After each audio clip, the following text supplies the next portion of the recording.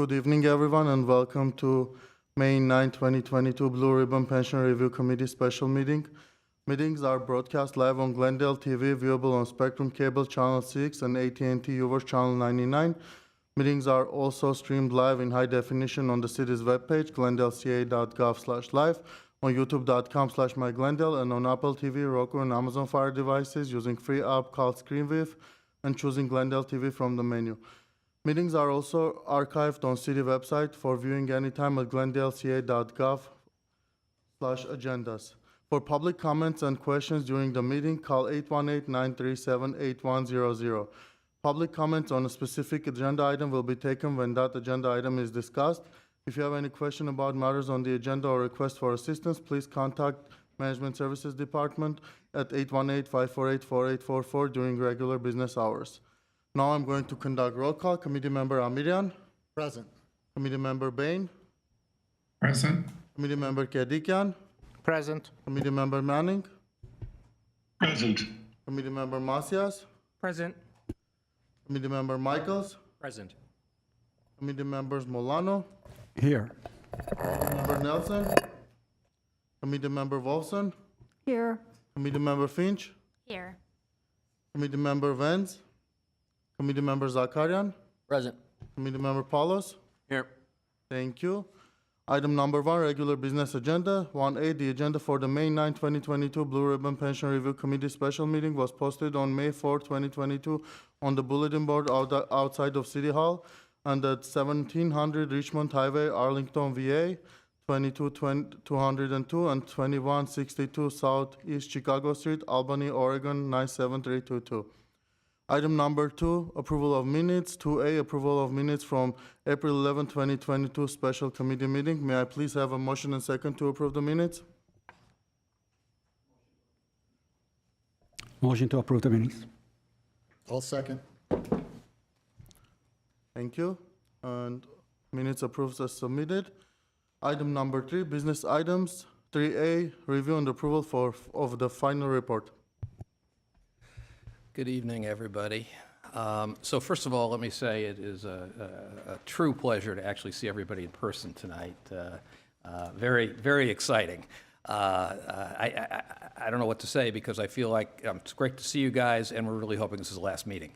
So, yeah. So you have received, I hope, a copy of a draft of the report.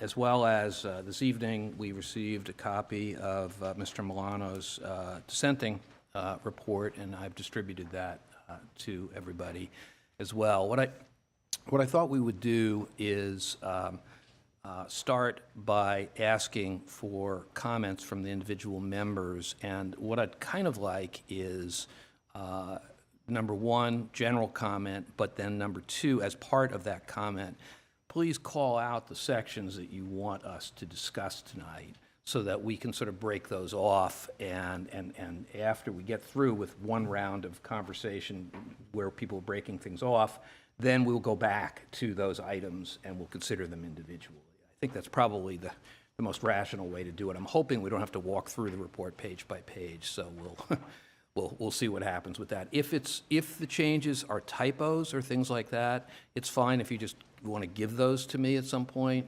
We don't need to go over, typos. There will be, the report is still, a little bit rough, still got a couple of typos, other things as well. So that we don't probably need to discuss in public. So I think with that, maybe we should just throw the floor open and see what comments we get. And I'd like to limit everybody to 5 minutes for this round, if that makes sense.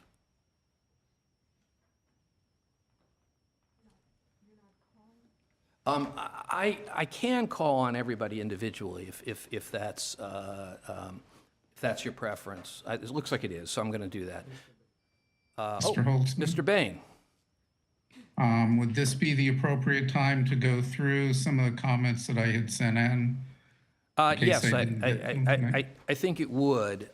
Yes. So let's do this. Let's start with Mr. Bain, then we'll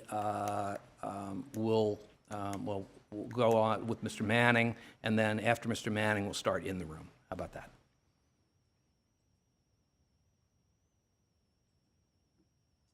Okay, I had a number, mostly just technical details that I thought wording could be a little better. On page 20, it comments about accrued for the UAL, talks about increasing the accrued for the UA, or talks about accrual for the UAL, and I would recommend that it should be changed to increases because you're not really accruing the UAL, it's just increasing. You had sent me that by email, and I've made that change. Okay. There are four places where it appears on that page. Yeah, and then reasons, page 21, reasons why the UAL had grown should include salary increases as an additional reason So because it's affected.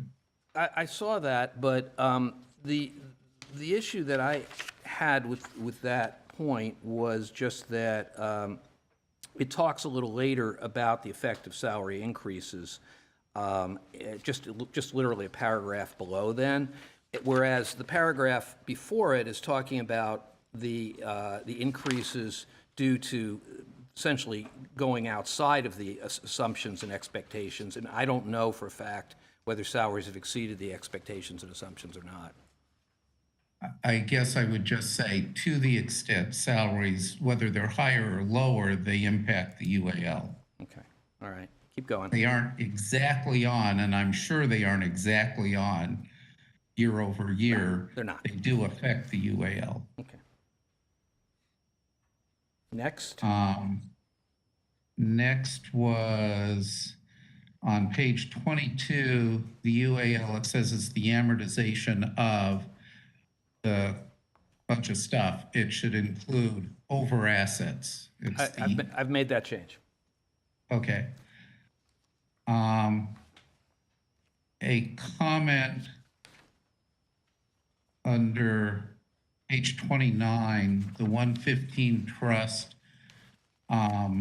targeting 5% versus Calpers, whether it's 6.2 or 6.8, means that inherently in the long run, if assumptions are met, that you will be paying more by funding the 115 trust. Does add flexibility, no question there. I'll write it down. We can discuss it. And just a terminology question on page 32, there's reference to use of force. And I remember having a question when one of the people had brought that up. Maybe I've been watching too much TV, but I think of use of force in terms of confrontation during an arrest or something. And I kind of got the impression use of force might have meant physical effort, physical labor type stuff. So I was just. I actually think it meant use of force in the police sense of the term, because the point was if it's a person who doesn't need to use force, then you don't need a peace officer, and if you don't need a peace officer, it's cheaper. So that was the point. And then on page 38, just a clarification again on the salary increases. Calpers assumes 2.75.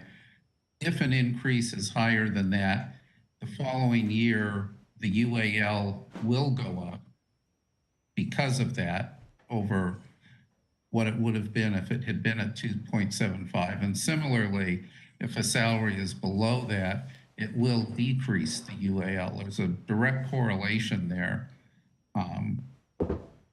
Just as with any assumption, if the earnings are higher than the assumed, the UAL goes down. If it's lower than assumed, the UAL goes up. So it's the same kind of thing for wages. And I think that could be clarified a little in there.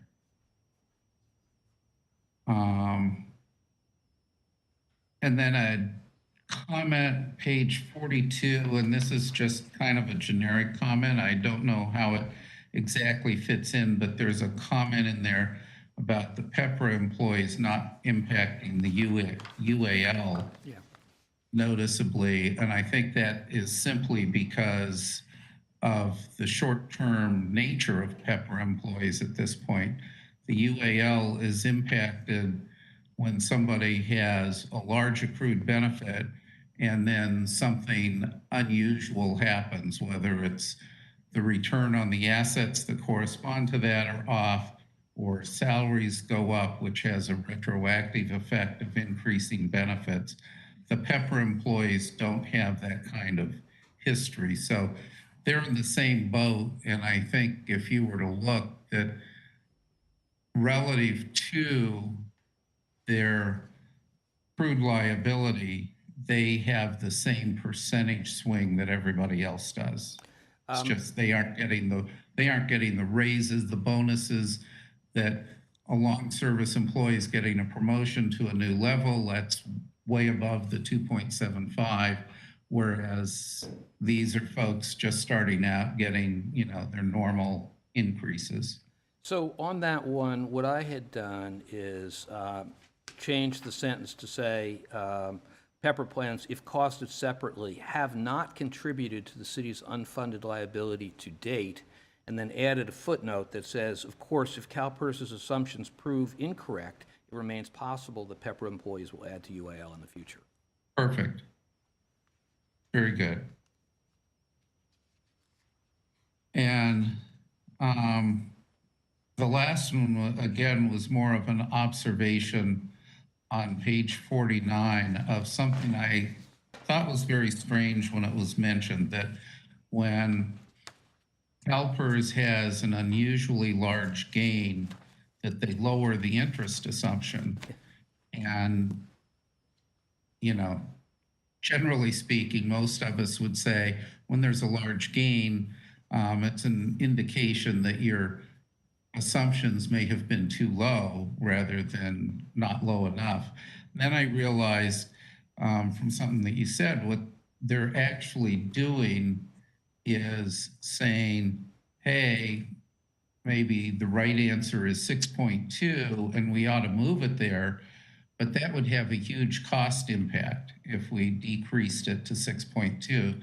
So instead, what we're going to do is when we have a large gain, we figure out what we can lower it to so that that gain, which would decrease the UAL, is somewhat offset by a decrease in the interest rate, or assumed interest rate, which increases the UAL. So it's a way of ratcheting down the interest rate without having a cost impact. I thought it was a kind of clever smoothing technique.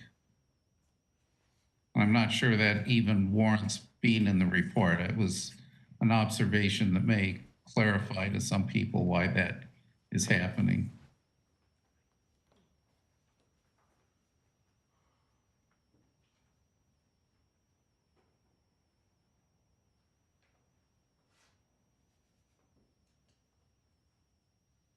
And I think the other things that I had sent you were just more informational, unless you think I should go over something that I had sent in that second email. It's entirely up to you. I actually can't remember exactly what was in it. So. The main thing was the 80%. Oh, the 80%, ratio. yes. Yeah, I looked at the report. The report does make clear, this issue, Mr. Payne's issue is, report talks about 80%. I have no problem with your report. It was just a little history on the Academy's paper. Yeah, no, I thought that was interesting. Mr. Bain was involved in the Academy's paper that we cite, and the broad import is, a lot of people talk about 80% funding as being adequate, and what the report fundamentally says is no, 100% funding is what you're trying to achieve, not 80%. So it's an interesting, it's a really interesting issue. Okay, can we move on to Mr. Manning? Mr. Holtzman? Just to clarify, Mr. Bain, can you repeat your page 29 observation because I didn't quite catch it? Yeah, let me look at that. Page 29. Oh, it was the 115 trust and the 115 trust is in a couple of places, but I'm pointing out that when it targets 5% rate of return, and whether CalPERS is ultimately thinking 6.2 or 6.8%, it means that money that you're putting in the 115 trust, well, it does put money aside for a rainy day, implicitly is intended to earn less than if it were in the CalPERS trust. And therefore, long-term, it means more money will have to be funded. Excellent. I appreciate it. And then just a question regarding the most efficient way to deal with proposed changes. Would it be proper for everybody to propose their changes and then an entire vote to be taken on the report? Or should we have responses to the changes, and if they're not, if there are no objections to the responses, then they can be incorporated as such, and then an entire vote can be had? Yeah, I think we're going to need responses to the changes. I mean, as much as I do want to get everybody out of here tonight at a reasonable hour, and I understand that, but there are going to be changes that people don't agree with too. So Right. And so to that end, I would just make a motion to accept Mr. Bain's proposed changes as submitted. I would second that. is there any? Can we just do any objection, or do we need a vote? I think you can ask if there are any objections, and if none, then you can move on it. And then, Now that we're in person, right. are there any objections? Hearing none. Excuse me. I think since we have two of us that are not present in the room, don't you need to do a roll call vote on everything? I'll ask the city attorney. I was thinking at the end of when the committee's ready to move on the report, then we take the roll call on that. This is a preliminary action to just incorporate those changes I would Mr. think Bain that made. if no one says they've got an objection, all our mics are unmuted, Yeah. or the two of us. I think that's right, and as the city attorney said, I mean, the actual real vote here, everything is essentially a straw vote here until we vote on the actual report. So I think that's probably the way we should proceed in the interest of speed, because we're going to be talking about a lot of changes. If that's Okay, I'm good with that. Okay. All right. Well, speaking of that, the former city attorney, Mr. Manning, you're up. Okay, Mr. Holtzman, I guess my question is, I guess are proposing a redraft of one section Yeah. that I had a problem with. So And let me- is that going to be substituted, or do I need to bring up all my objections to the original language, or what? Okay, let me warm this issue up. Mr. Manning had raised with me a concern that's substantive about the language. It is on page. Page 47. Page 47. And you will see, if you have the marked up version, well, let's see, wait a minute. Uh-oh, it's not in here. Okay.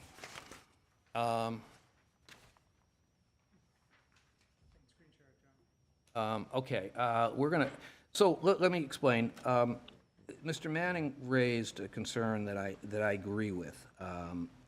The language around transparency, which came from, you'll recall, one speaker we had, this is transparency that is of CalPERS, really hadn't been verified. And the concern that Mr. Manning had expressed at the time was that, do we really know that they're really not transparent, et cetera, et cetera, et cetera. So I've done a little additional research since you got the draft, and I'm now proposing substitute language, which you'll see on your screen. I'll just read it. It's only a couple of paragraphs.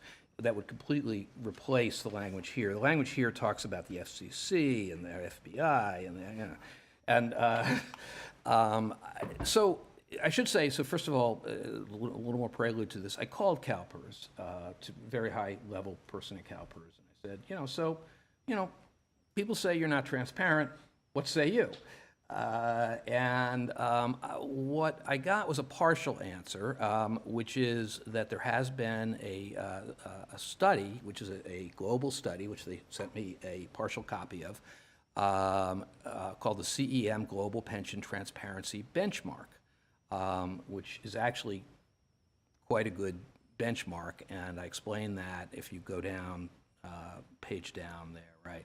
So the site divides transparency into 4 categories: performance, governance, cost, and responsible investing, which sounded like a pretty good list of things.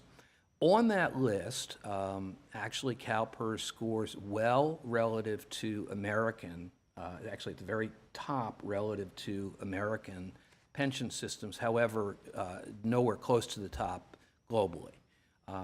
But this study includes private pension systems and public, and obviously the expectation of a public system, at least from my perspective, is a lot greater than it is of a private system. Moreover, as I looked into it, the CalPERS website is kind of a jumble. It's very difficult to navigate, number one. Number two, you cannot find a list of vendors, for example. You cannot find a list of contracts. You have to know when the contract was approved. You can go, if you knew when the contract was approved, you could go find that contract.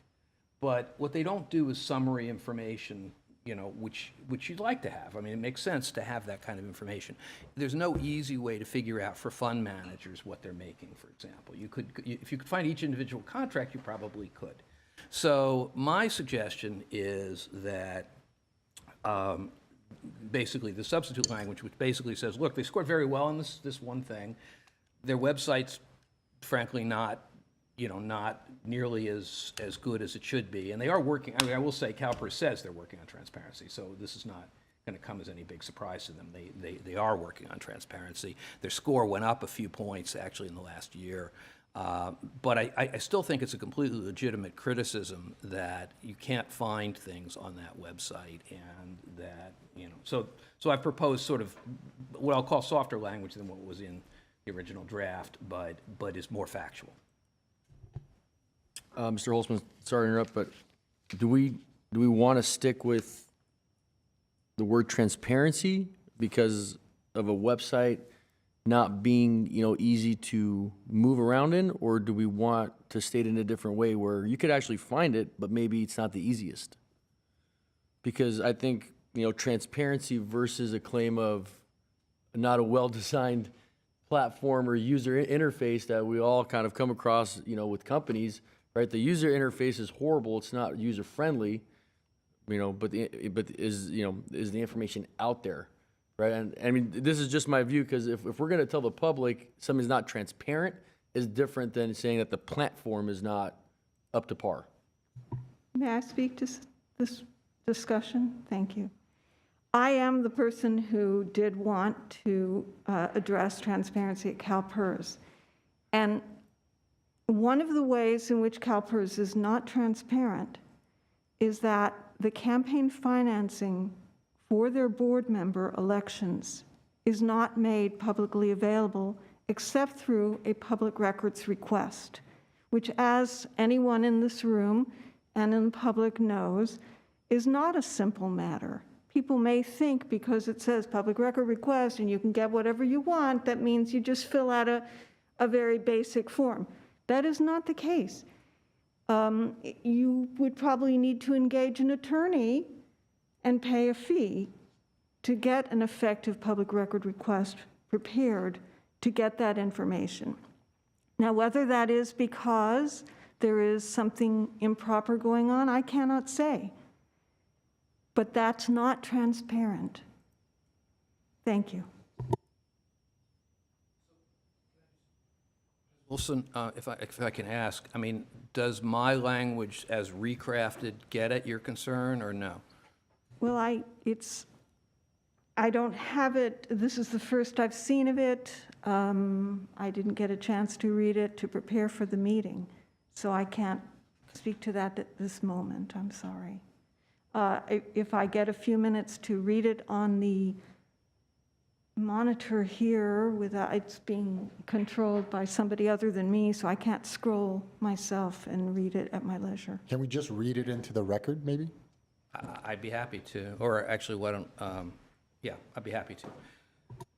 So according to CEM Global Pension Transparency Benchmark, Calpers recently scored 72, the highest among American plans, with an average score, whereas the other American plans, to be clear, had an average score of 54 versus the 72. However, Calpers' score is well below the global benchmark for pension transparency. More important, Calpers is a public plan and therefore should be expected to be highly transparent. In reality, Calpers is a long way to go on transparency issues, especially issues pertaining to its portfolio, charges for consultants and fund managers, and even basic information and policies. The Calpers website is jumbled and difficult to navigate. Most contracts are, quote, public in the sense that they are approved in public meetings, but it is almost impossible to locate them as they are not accessible in a single location on the website. There does not appear to be, I'm having trouble reading it myself, a listing of fund managers, individual reporting of fees paid to managers, or returns from specific investments. The transparency and accountability page of the website is focused almost entirely on compliance issues pertaining to CalPERS board members. The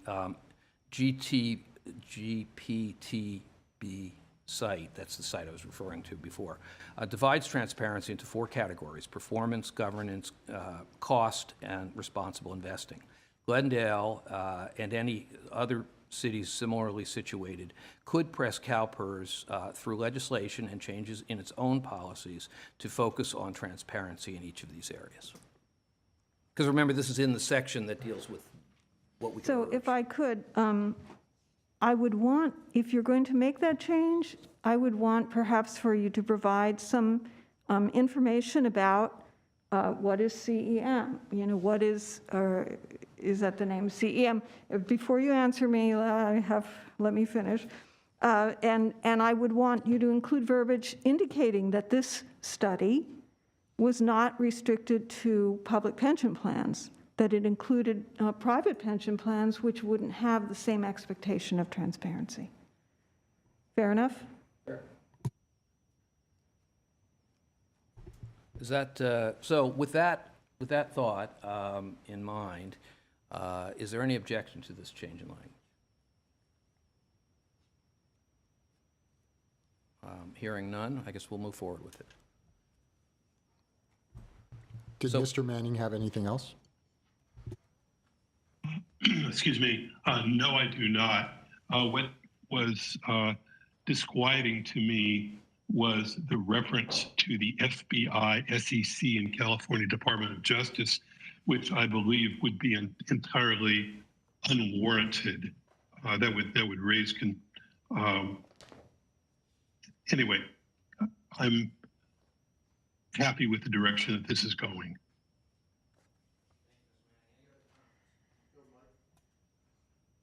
Any other, sorry, thank you, Mr. Manning. Any other comments?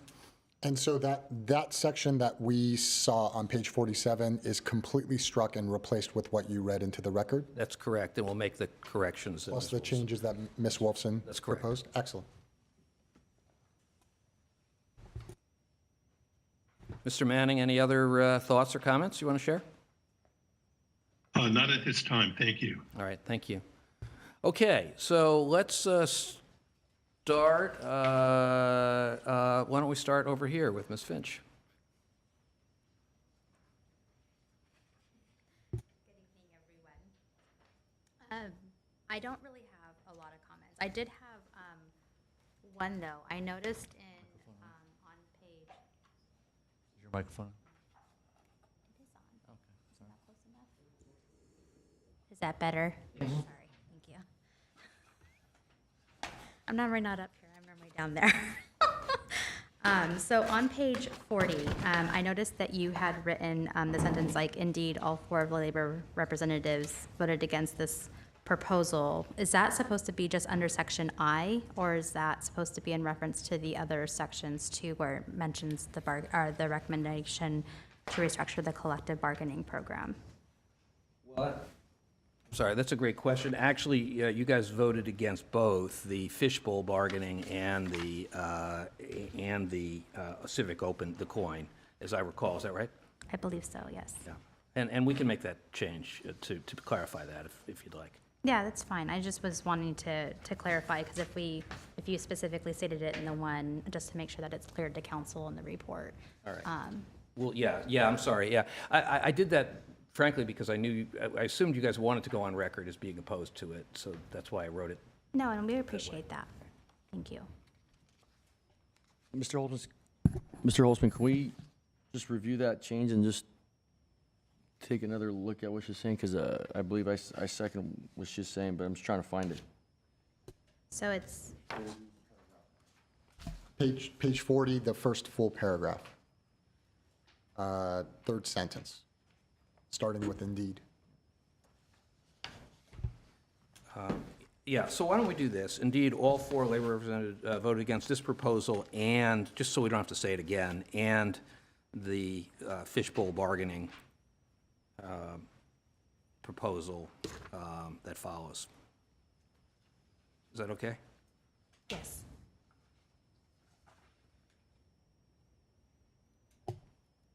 Okay, thank you. Just to save having to repeat it twice. That's all the comments I had. Thank you so much.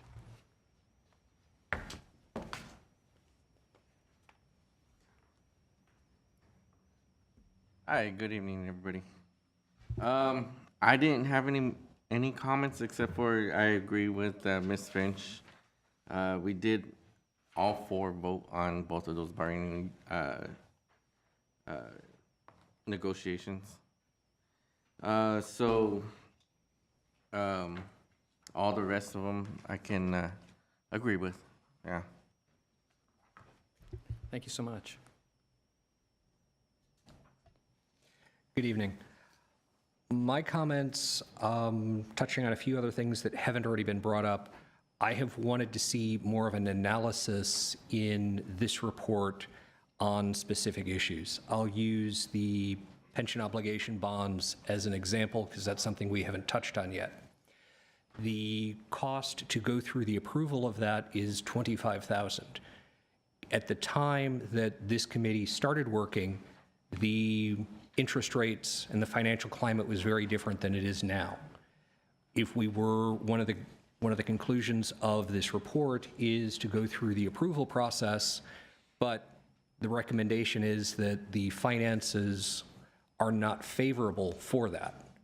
I would have liked to have seen a little bit of an analysis from staff of what a prospective interest rate or range of interest rates would have been. And looking at forecasting, interest rates don't change that frequently, that much. The Fed does not change interest rates unannounced. And to look at what that range of acceptable interest rates would be to allow the city to prepare and have the approval process completed in time to take advantage of rates if they change and become more favorable. But the recommendation to just go ahead and spend the money and be authorized if at some future time just seems a little bit imprecise. So I would have liked to have seen a deeper analysis of that to come back and say, should conditions meet this set of interest rates, we think that would be a time to consider this and prepare the approval process, which we've said is a couple of months. So details like that, I would want to see a little more analysis rather than the very generalized statements of this was the opinion of the committee. If at all possible, I'd like to see a little more pointed analysis in some of those areas. For example, I do agree with Mr. Bain's comments on the 115 trusts. And looking at that, we have a generalized policy, But if we put money into the 115 trust, we know that that is going to effectively cost us more in interest than if we had paid that directly to the unfunded liability. The 115 is a valid tool that gives us greater flexibility than if we held money in the general fund.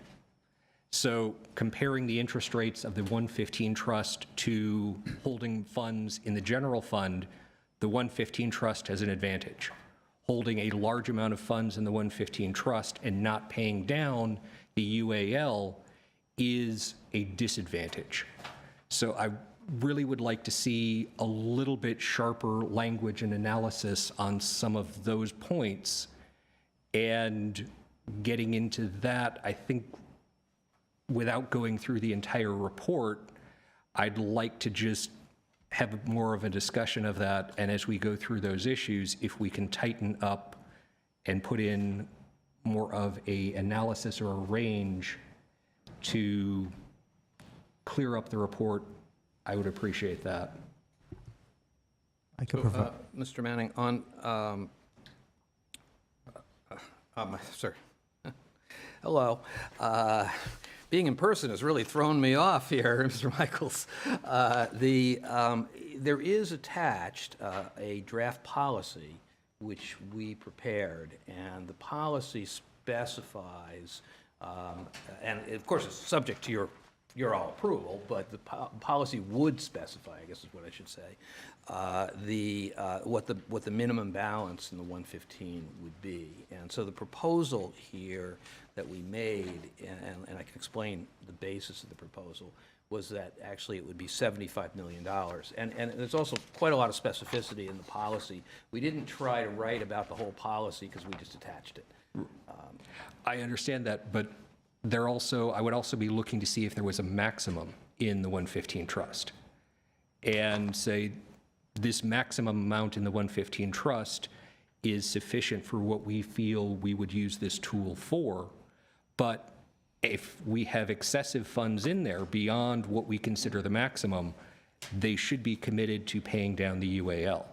So that's actually exactly what we say, is if it goes over that amount, then it should be paid directly into Calpers. So the idea would be that this is, I think we've agreed this is essentially a stabilization fund. This is not our primary means of dealing with the UAL.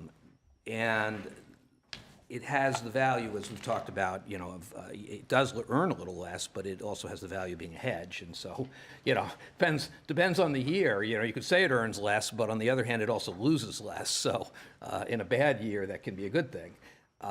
So our suggestion here for policy is that it does say minimum balance, which in fairness, it probably is really more of a maximum balance. That was a clarification I had of looking at that of, to me, the minimum balance says we would want 75,000 or 75 million. Right. And it doesn't say where that maximum was, and that's what I wanted to go ahead and specify. It's sort of both a minimum and a maximum. So let me explain the minimum part of it. The idea was, we were originally going to say, and this borrows a little bit from other jurisdictions, that we considered various ways of looking at this. And one way we thought about looking at it is, 1 year of contributions to Calpers. We realized, obviously, that the problem with that is they go up and down, right? So, actually, they mostly go up. But you don't want the balance of the fund. If your contribution goes way up, you're going to have not only to contribute the 10 million, we'll say, extra into CalPERS, but in the very same year, in theory, you'd also be obligated to put 10 million more into the 115, and that doesn't really make any sense. So what we thought finally was that it made more sense to choose a number that's 75 is a little on the high side of what your current 1 year contributions are. So, and just have a fixed number so it didn't float all over the place. The other problem with it is, what we want to maintain, even if the numbers, even if the UAL, we start chipping away at it and the numbers go down, to maintain a robust balance so that we can continue to pay and we don't stop paying, we don't, you get the point. So, so that was the thought with the policy. It really is just a sample policy, but we did spend some time thinking about how that worked in the policy, and we didn't deal with it in the language of the report because there was just so many different options of how you could do this. Well, that I understand, and I'd like to see a little more of the justification or the thinking in what went into the policy so that I have a better understanding of that and what my recommendation is, rather than presenting a policy that is the recommendation of the committee to city council to say, do research analysis and review this policy document that we're preparing for you, and transferring the analysis to something that would be done for city council rather than done with this committee. So to the extent that's possible tonight, I'd like to get a little more information on the analysis and see if we can confirm and come to a stronger recommendation of what these individual generalized recommendations are. Just a question for clarification so that I understand. So are you looking for Mr. Holtzman to explain what the sources of his sample draft were, how he came to this particular sample draft? In terms of, I mean, I think one of the things that we empowered as a committee was to have Mr. Holtzman do the research and the legwork in terms of these types of details. So are you looking for, an explanation of where he got this specific language or, what the sources were? In general, looking just at the example of the 75 million, clarifying that as the minimum balance, and not saying it is the minimum, the maximum balance, or using language that says this is the targeted balance. This is the total balance that we would like to target. And having a little more of an explanation and understanding of saying the justification for that is that's what our expected annual contribution is. So as a tool to even out our contributions, the logic being we want 1 year's funding, and that is the total target balance. That's more of what I'm looking to get at and understand so that I understand that clearly and someone who reads this can understand that more clearly. I think this is a really important issue. So can I spend about 5 minutes maybe going through this? And because I do think this is one of the most important things you're going to be potentially proposing. I would say, by the way, we said amount to be discussed by the committee. So to be clear, 75 is not magic. And we were, again, I told you how we got to 75, but you could choose a lower number. I don't know that it would make sense to choose a higher number. Mr. Holtzman? Yes. If I may interject. As you were speaking, Mr. Michaels, concerning the Section 115, I figured that maybe others in the committee would have questions pertinent to that, and maybe we can try to go as much deeply as possible and just get rid of these pertinent questions, because I have a few as well.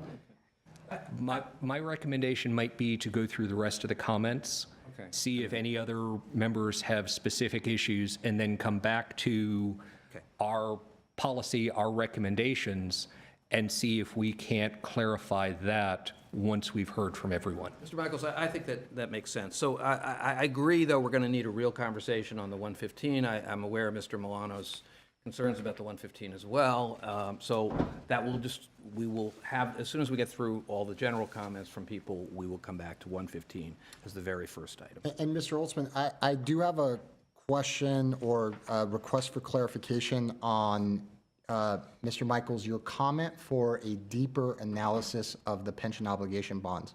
So that the section that covers the pension obligation bonds, I think specifically we were recommending as a committee that we recommend that the city spends money validating the pension obligation bond, and part of that validation is a deeper dive into some of those analyses that Mr. Michaels is requesting, and that's the process through which then the city and the city council will make the determination whether or not a pension obligation bond, given that validation study, makes sense for the city of Glendale. It just allows us to lock in, certain rates before they continue to increase. Because the Fed just increased, rates by 50 basis points, and they're probably going to do that, every meeting the rest of the way.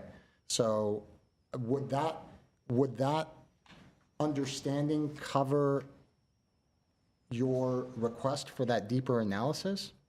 The validation study is $25,000. It's not a significant amount of money, but to do an analysis before that to say, given the range of interest rates, what do we anticipate would be an interest rate that we would float a bond for or process a bond for?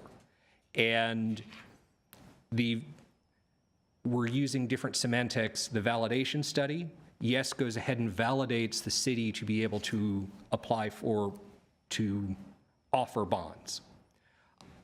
I'm looking to actually validate what interest rates would be favorable to the city before we go through and, instead of validate, authorize the city to be able to issue bonds.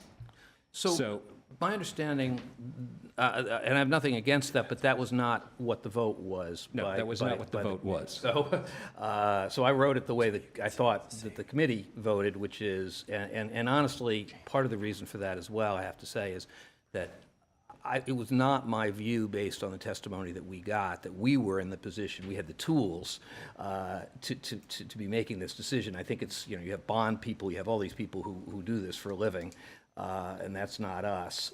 So that was my understanding, and I guess it really comes down to the question, and maybe this is another one we just schedule for after the 115, whether you want to change your view on that issue and say, study first before you validate, which I have no objection to. I'm just saying that wasn't where our prior direction. Mr. Holzman, if I could just add a little bit, and maybe we can talk about the very topic that Mr. Grant brought up. But I think what you're referring to is analysis versus identifying a range. I think what we can do is maybe beef up the analysis a little bit and explaining kind of what the impacts of changes to the interest rates will actually be, and how we'd have to find some sort of a sweet spot in order to justify the issuance of a POB. As of right now, though, not knowing what problem we're actually trying to solve, whether it's completely funding our unfunded liability or a portion of it, what interest rates are doing today versus what they might do in 6 months, that analysis isn't something that we'd be able to calculate. We can give examples of what would make sense and what wouldn't. And I think that speaks to the analysis piece. To come up with a range to say we shouldn't do it if it's beyond this is probably a little bit stepping outside of the bounds of what we can do without actual analysis at the time with a pension expert. The point I'm trying to address, our discussions with this committee were lengthy, detailed, and we're distilling it down to a set of recommendations. And the recommendations as they're written are very general, and they don't necessarily reflect the depth of the discussions we've had. And that's where I'm trying to look to see if we can add language, analysis, a basis behind our recommendations, so that someone who picks up this report and reads this as a separate entity without going through what we've went through as the committee, the report would stand on its own. So that just is something that I would look at if I were drafting the report. I would want to have a little bit more of a basis for the recommendations.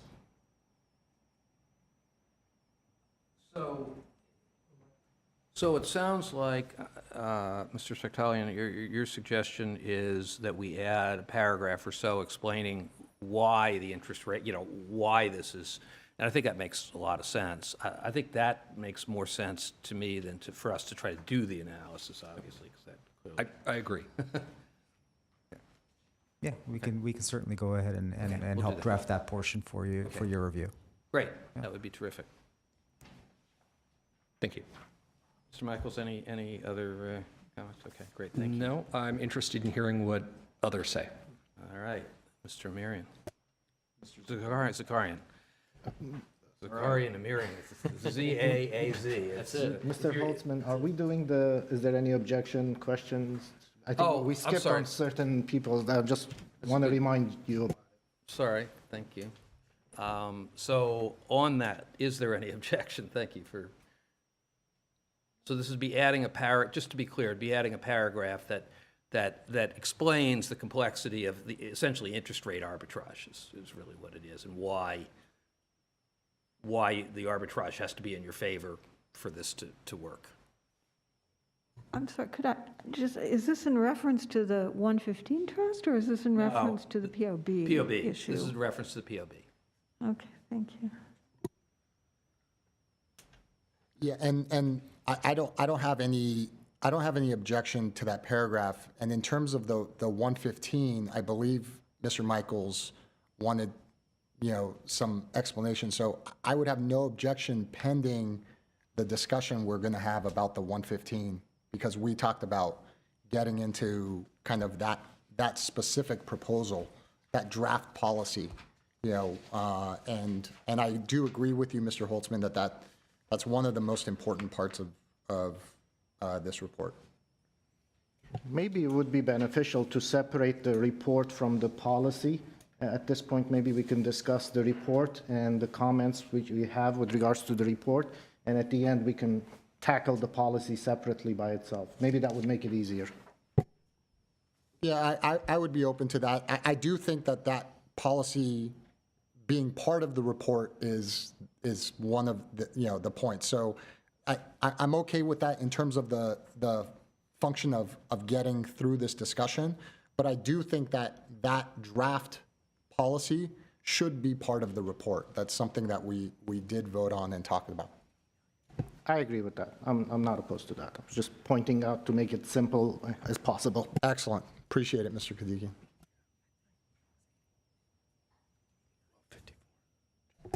Any objection? Before I speak, all right, okay. I object already. Yeah, obviously, right? Okay, I'd like to start off on page 39 and 40. More of a discussion, because, as I read the report, and as we, talked about civic openness and negotiations, the last paragraph, the committee does not necessarily endorse all the aspects, and we are naming some of the aspects on the page prior to page 40.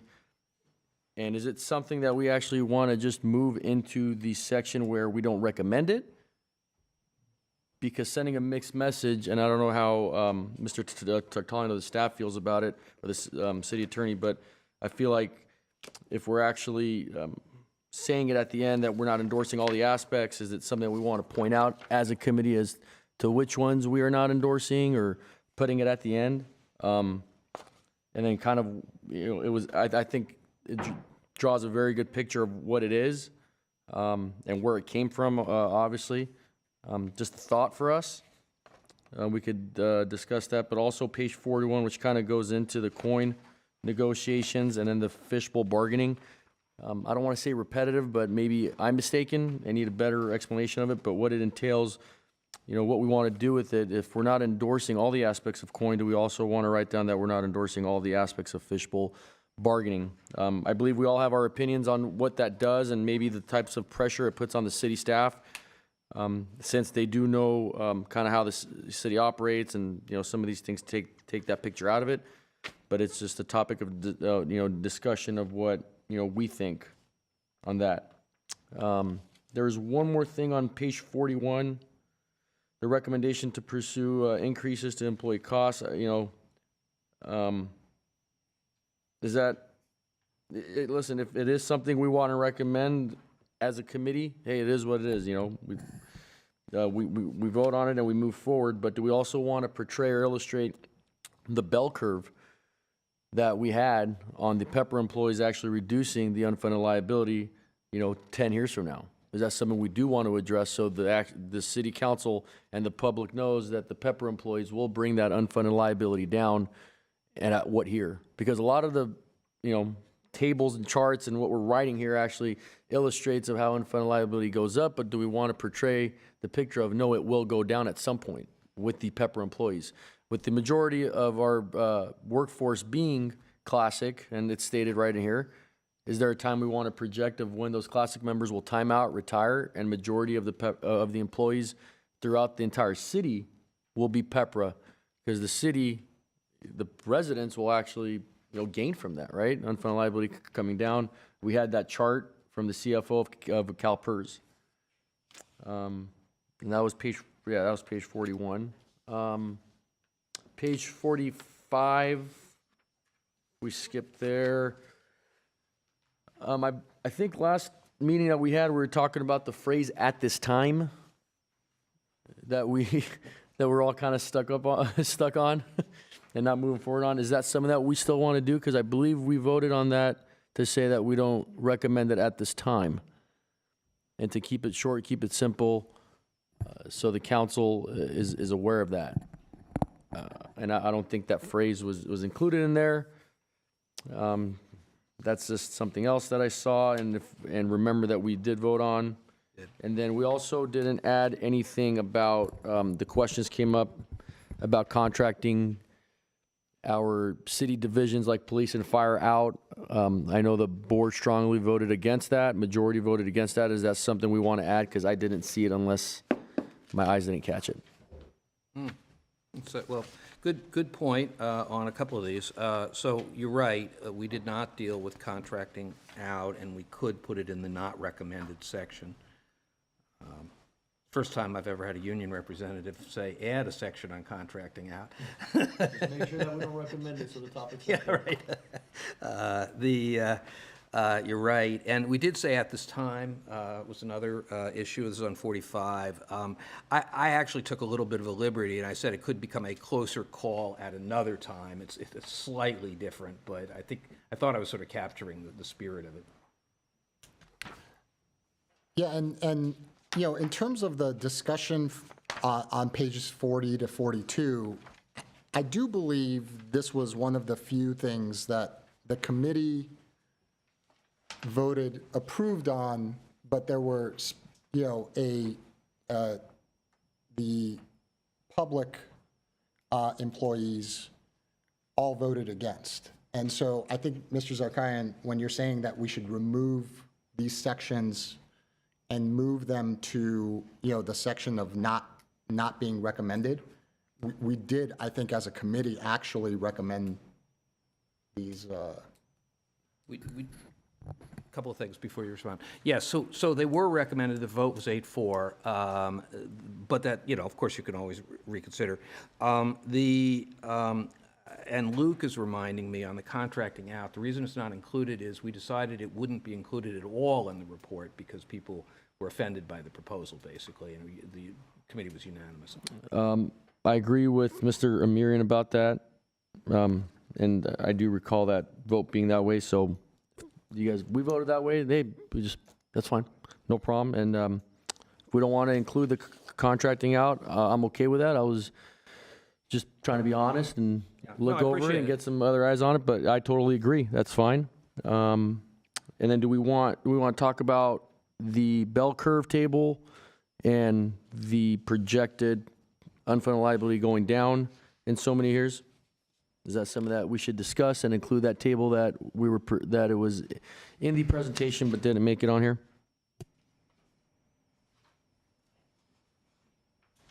Do we have that graph that Mr. Zakarian is referring to? Well, there are a lot of graphs that show the liability going down over time. I mean, we've had any number of them. Bartel has a couple of them. We actually had, so we definitely do have some.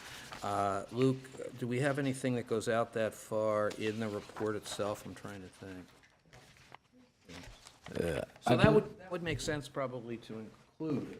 Yeah, I think it was presented by the finance staff, and if not, probably by the CFO of Calpers also presented. There was two of them. So if I may, committee members, it was probably presented twice by Bartel and their actuaries, as well as myself, when I was doing the analysis for the pension obligation bonds for the termination, for the exit termination of Calpers. And just to be clear, what you're referring to is our funding arc. And it does, the UAL is projected to pay off sometime in 41, 42, and that's when Pepper takes its full effect. So we do have that information. We could certainly include it in the report, should that be the committee's wish to put in our most recent funding arc. I would recommend that we do it. Is there any objection? I have an objection. I'm all for adding all the graphs and everything that people want to add, but I also want to add the graphs and projections that were first given when we joined CalPERS. There were a lot of over-optimistic graphs and financial projections that were not reanalyzed year after year that got us into this mess. And so yes, there were graphs that showed us that, we would be positive in 10, 15 years, but a lot changes in 10, 15 years. I've never seen a public government department or agency ever lower their budget or decrease. And so it's important that we're going to show these graphs, which I'm all for, is that we show the original graphs that we were showed that we were lied to, and make a note that these are just assumptions and projections.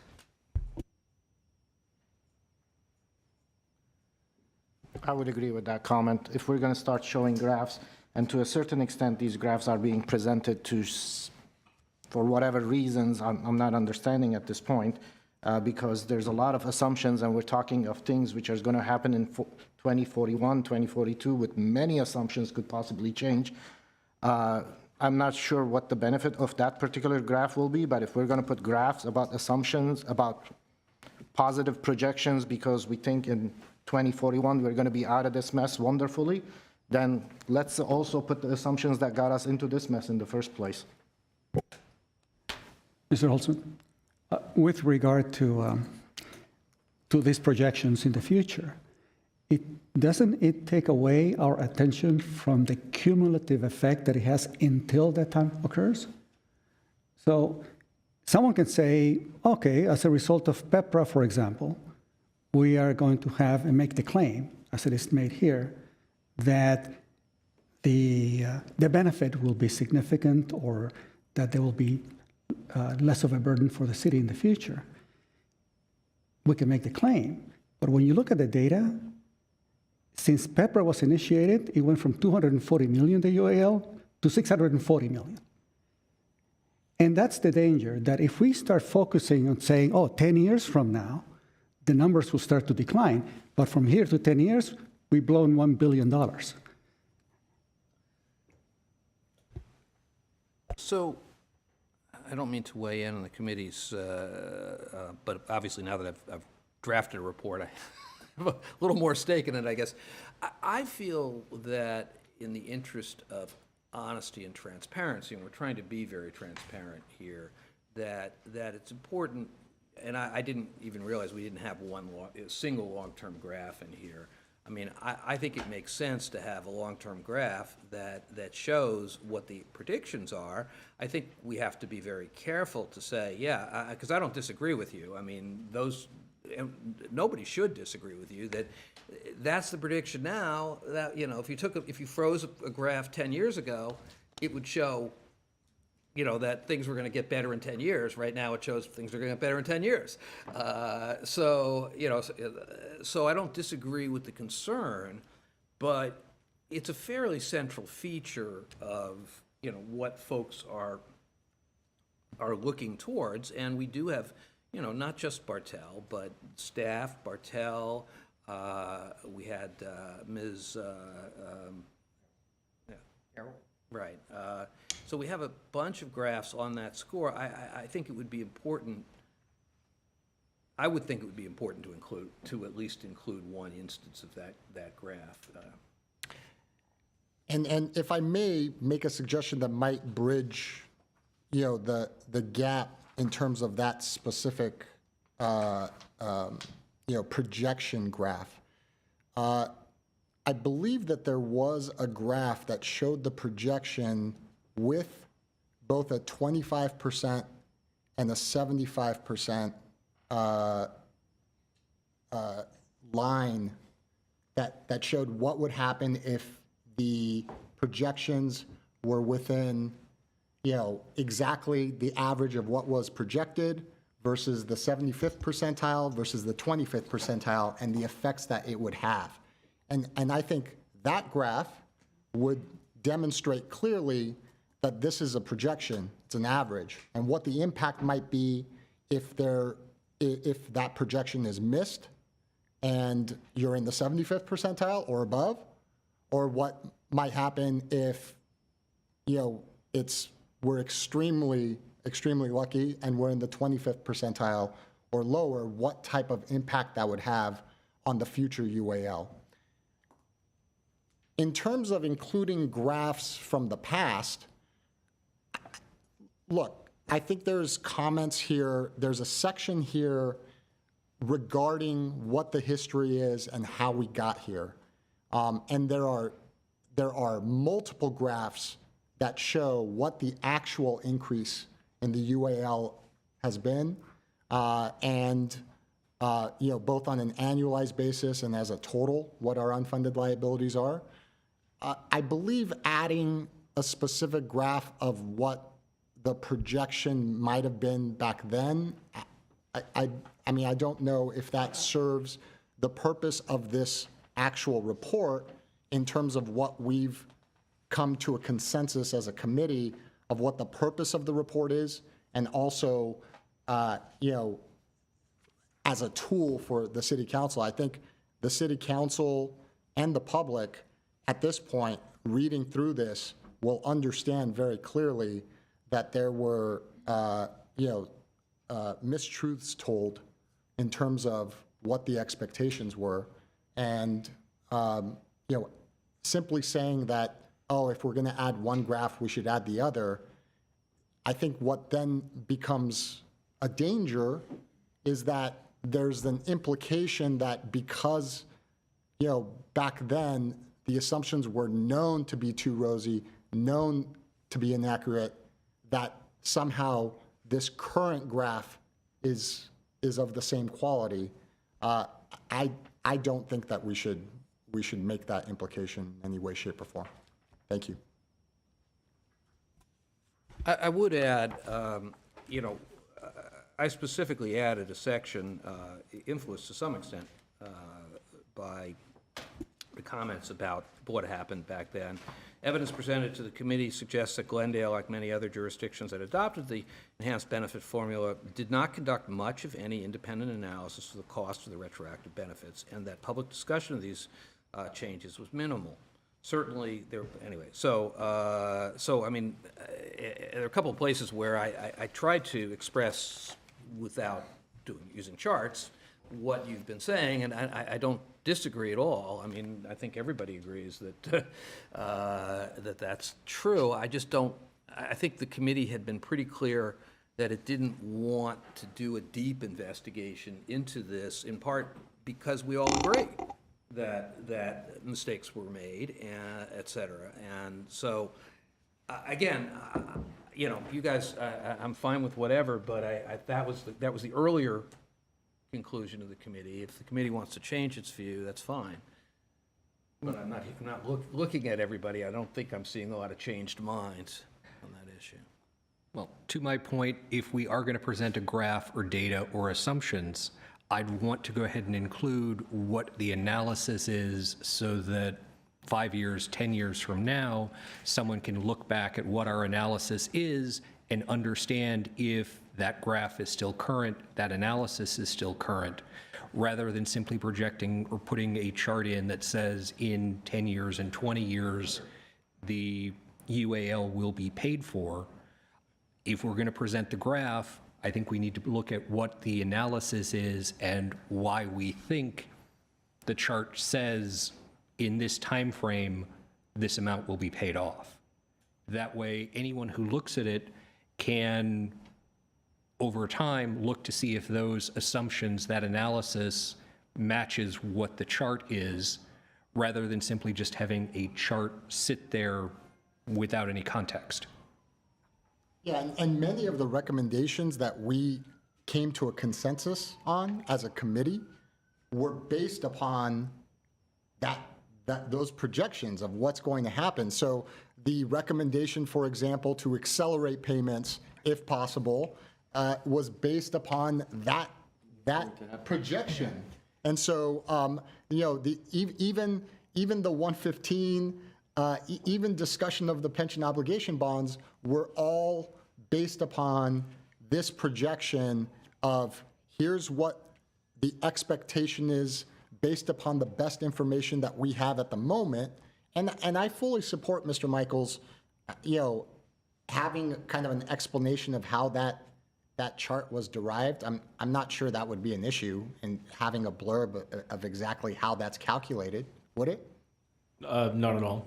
We can certainly add some comments to the assumptions, the underlying assumptions used. And to your point, our actuary Bartel did forecast a scenario where the market does not meet Calpers' expectations, and we are not paid off with the UAL in 4041 or whatever the particular year is.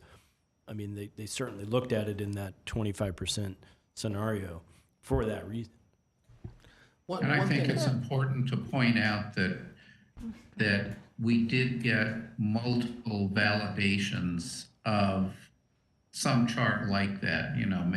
The year may not be perfect, but the general shape of the curve has been validated by more than just Calpers saying it'll be done. Excuse me, Mr. Holzman, I was wondering, our original plan was to go through each committee member expressing an opinion for only 5 minutes, and this has devolved into quite a back and forth with a number of members going on at length about it. And with all due respect, I'd like to plead that we stick to the original plan. Thank you. I do have an issue with the language devolved. I think we're having a constructive and robust document support discussion supporting what the committee voted upon, and I do think that characterizing this as it devolving, nothing's devolved. We're having a respectful conversation about some of the comments that have been made up until this point. And I think it's important because there have been some proposals made about what types of information to add. And so characterizing it as the conversation devolving is simply just escalating, this type of adversarial, discussion. And I don't think it's necessary. I think we're doing exactly what the point of today's meeting is, in order to ensure that we don't have to have yet another meeting in order to validate this report. Thank you. I said what I said, and I didn't repeat myself. Thank you. Mr. Olson, I got a procedural question or suggestion. Yes, Mr. Long. As I was listening to the various committee members going through the report, and then having the committee member jump through different pages for different topics, and then we come back to another member, and then sometimes we have to revisit it. Why don't we, I suggest that we go through the report gradually, and then the committee members that have opinions concerning a particular topic or page, and then, so that this way we can just go through the report and consolidate our opinions, define what we need to do at that point, whether we concur or want to add modifications to it. And this way we proceed. Anyway, it's a suggestion for proceeding without having to changing topics with regard to transparency or with regard to PEPRA or with regard to Section 115. You may well be right, but I think that we've kind of embarked down this road, and I'd kind of like to stick with it because people are identifying subject areas. And I also want to be a little bit careful. I mean, obviously, everybody's free to edit everything, but I, as a guy who's done a lot of labor negotiation, if you go line by line or page by page, group drafting is a very painful process. So let's see if we can finish it out this way, and if we can't, we'll try something else. So okay. Mr. Zakarian, I think we're at the point where we would object or not object to Mr. Zakarian's points based upon what he's brought up. So before we move on to that, I think Mr. Zakarian is talking about the bell curve graph, and I think Mr. Amirian indicated the projection where it talks about the 75 and the 25, and that being a more appropriate graph. I would agree with Mr. Amirian's graph as a more appropriate graph because it encapsulates projections in there and makes it clearer, whereas the bell graph, even though that's a projection, it's a best case projection or our hope and dream projection, and not necessarily something that takes into the consideration that things could go wrong and that payment could extend to more than 2041 or 2042. So I'm more agreeable with Mr. Amirian's graph where it talks about the variations that can happen between 25% up to 75%, and what we're talking is basically the average. So let's just have a straw poll on including the graph you've just referred to with the 25 and the 75. Do we not want to include the graphs that our finance team and city worked hard on and presented to us along with the CFO of Calpers? Well, I Is that something well, should we just vote on both? So just to be clear, Bartel, that's why Bartel in their actuarial analysis presents the three graphs. At 75% is a very favorable market return. 25% is not a favorable market return. It's where the UAL is not paid off in that time frame. And then I think the graph you're referring to is at that kind of that midpoint of that 50% mark. I would offer to the committee to show those that in totality with the underlying assumptions that go into those three outcomes that they present, and that's why they do it, to show that range of possibilities.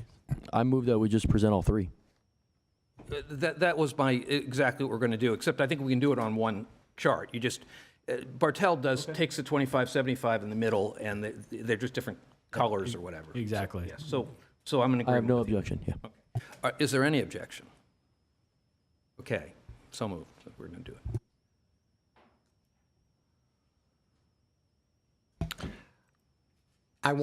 First of all, I want to thank you for the work that you've put into this report. I agree with you, it's not an easy process to try to, number one, encapsulate the decisions that a committee of 14 members, along with staff, have come to over the course of, what are we at now, 7, 8 months? Of meetings. It's a difficult process. This is an excellent report. I do really think that this process is, the culmination of what this committee has worked on together in order to get to this point. And look, it hasn't been an easy process by any stretch of the imagination, but this report, as it's written, along with the very, the corrections that, I've seen and I've agreed with, the comments that I've heard thus far, and I'm sure I'm going to hear more comments that I'll be open to, modifying this report. As presented, this report does an excellent job of encapsulating what this committee has discussed, the information that's been presented to us throughout the course of this long process. And I believe that this is a report that, as a committee, we can be proud of in terms of demonstrating the work that has gone into the money that's gone into it, of course, that the city has spent, and the efforts that have been made by Mr. Holtzman and his staff in order to take everything that we've discussed over the course of 8 months, everything that was presented to us, not only present that based upon our votes from our last meeting in terms of what the consensus and the will of this committee was, but also to add pertinent details, flavor, as it were, history, context, that really brings the report to life. And look, anybody who's interested in seeing the nuts and bolts of what's under the hood of the report, as it were, can go back and look at the record. The record is every single meeting, is recorded, and, good luck sitting through, those hours and hours of that, but it's there. And so this report in its form and what we're working towards tonight, I believe is an excellent culmination of the work of this committee, and it's something I think all of us should be proud of. Beyond that, I don't have any specific comments. If there are any typos or anything like that, I'll reach out to you separately, because I don't think it's appropriate to delve into that much detail at this point. But I fully support this report as it's submitted. It's an excellent report, and we should be proud of it. Thank you. Any objections? All right, I guess it's my turn now. All right, I do also want to thank you, Mr. Holtzman, for your patience and guiding us through this process. I do want to thank staff who even worked on a holiday. I believe one of those days was a vacation day, and they made special effort to be available at that date so that we can go through this process. I do want to thank all the committee members who participated through the process, whether it was agreeable, whether it was pleasant, difficult, whatever, it was part of the effort, and I appreciate that. I appreciate the input of everybody, because that challenges us. And through challenge, we hopefully find something that we can all work with. So with that said, I particularly appreciate the naysayers, not necessarily negatively naysayers, but the ones who challenged us most, who maybe frustrated us a little bit, but that was part of the process, and through that frustration, we may have found some answers that we were looking for. So thank you for everybody who participated, put the effort, put the time, provided the comments and the suggestions in going through this report. My comments overall with regards to this report, I find it balanced and fairly representative of the discussions we had. I don't agree with the recommendations. Some of them I voted against, but the report is the report, and it accurately captures the votes and the representations. With that said, I do have some comments for consideration. The first one is with regards to page 8, where there's a table of presentations and presenters. I believe some committee members, me included, but I'm not saying it because I did it, presented information which should be included. In particular, Mr. Bain, I think, pointed very effectively with regards to how a small salary increase substantially affects UAL. So I think it's important that we include committee members' names and the reports that they presented.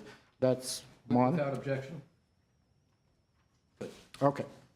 With regards to page 29, where it talks about the benefits of section 115, I'd like at the end to add a cautionary note about section 115, that it potentially could create a false sense of security, that business could be conducted as usual because funds are available and we are never in a budget deficit. So while it's good to point out the benefits of a Section 115 trust, in that it helps stabilize the budget of the city, I think it's important to point out also cautionary note that it potentially could be also creating a false sense of security, and that we should always keep our eyes on the budget as part of it. So that's something which I would suggest we put in somewhere page 29, where it talks about the benefits and also a cautionary note. That would be something I would propose, and maybe we can see if there's an objection on that issue before I move to the next one. Not an objection per se, but just a clarification. So there is a paragraph right at the end of that section on page 30 talking about the fact that the city doesn't have a formal policy, for section 115, talking about the fact that the section 115 trust is funded on an ad hoc basis. So it references exactly these type of cautionary things that you're referring to. And then I know we're going to get to the 115, separately, And then there's a policy that's included as part of the report that, suggests on how to mitigate some of those concerns. I just want to make sure that what you're requesting, is it above and beyond what's in that paragraph? I wouldn't say what I'm requesting is duplicative of that. I think it's a general overall understanding that we should be aware of. And it's something that was discussed by the presenter, particularly if I recall the presenter from the city manager from Santa Monica, the prior city manager of Santa Monica, that potentially a Section 115 trust could create a false sense of security. So it's very important, in my opinion, that that language appear next to the wonderful benefits that potentially could come from the 115. Everything in life has a positive and a potential negative, and it's important for this report to be balanced, to have both cautions, the positives and the negatives, for City Council to be aware of. I understand we don't have a policy, and it indicates there's no policy, but it doesn't mention this particular concern, and when we go through the policy, maybe we can talk about that again if we need to, but as a general part of the report, I would like that in there. I think I see a spot here on 28 where, essentially what you're partially reacting to is similar to what Mr. Bain reacted to, although in a slightly different way, which is, we're stating all the positives of 115. We're not stating the negatives, and we should. And one of the negatives is, of course, your earnings target is 6%, not 7, not whatever, not 6.8. And the second is that you shouldn't, there's not enough money in this to rely on, as your entire buffer. This is intended, you'll recall, we talked about this too. This is intended to be a, what do we call it, a balancing, help me here a little bit. Smoothing. Smoothing. I think the term you're looking for is budget stabilization. Thank you. I seem to have lost my words tonight. Seeing everybody in person is really, So I think we could put both those points in a paragraph here that just balances this point, which I do think makes sense to balance. Any objection to that?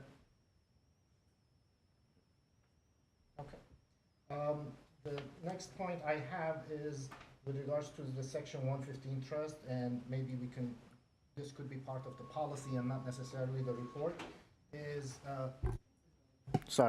the next thing that I would like to discuss is the Section 150 trust, and it possibly could be more appropriately discussed in the policy and not part of the report, but when is the trust going to be terminated?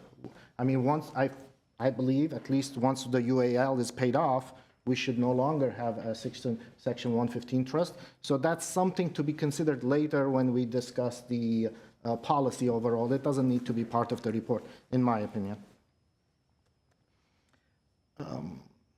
The other item which I'd like to discuss, and this is just a general overall understanding of what we are presenting to City Council, is that what we are presenting here as a report, hopefully the City Council will see it as a package and not an individual item to pick and choose from. I think the Section 115 trust should go hand in hand with,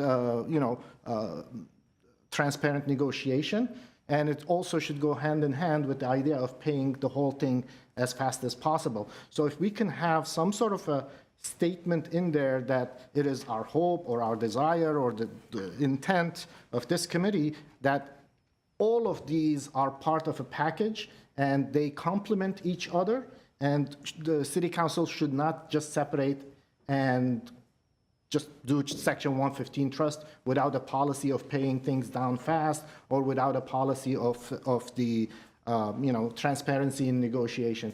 I think that is something that is important that we should put in this report. I do have a question regarding that, Mr. Kadikian, just for clarity's sake. In terms of presenting it as a package, the recommendation that we've presented, everything that we as a committee have come to a consensus to recommend, Are you proposing that the language should be that the city council should consider, adopting every single recommendation or none at all? Well, the suggestion, well, first of all, city council could do whatever it wants. So whatever we say here is just a suggestion at the end of the day.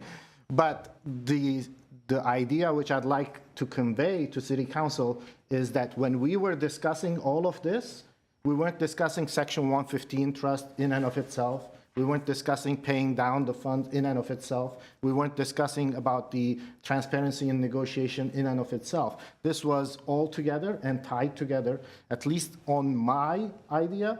If I am to agree to a Section 115 trust, I would strongly want some sort of a transparency in the MOU negotiations, because that is one way of also controlling the Section 115 trust.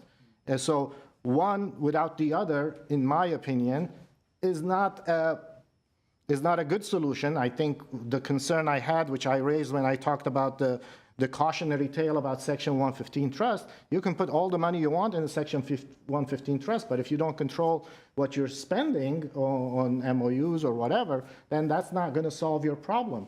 And what we discussed here is a package. And what I'm trying to convey to City Council is, hopefully you'll take all of it as a thing. I know City Council could do whatever it wants, but at least the recommendation of this committee is take the whole thing as a package, don't just pick and choose a la carte what suits you, what doesn't suit you. At least that's my understanding, hope, and the recommendation that I would pass to City Council. Again, we all know City Council could do whatever it wants.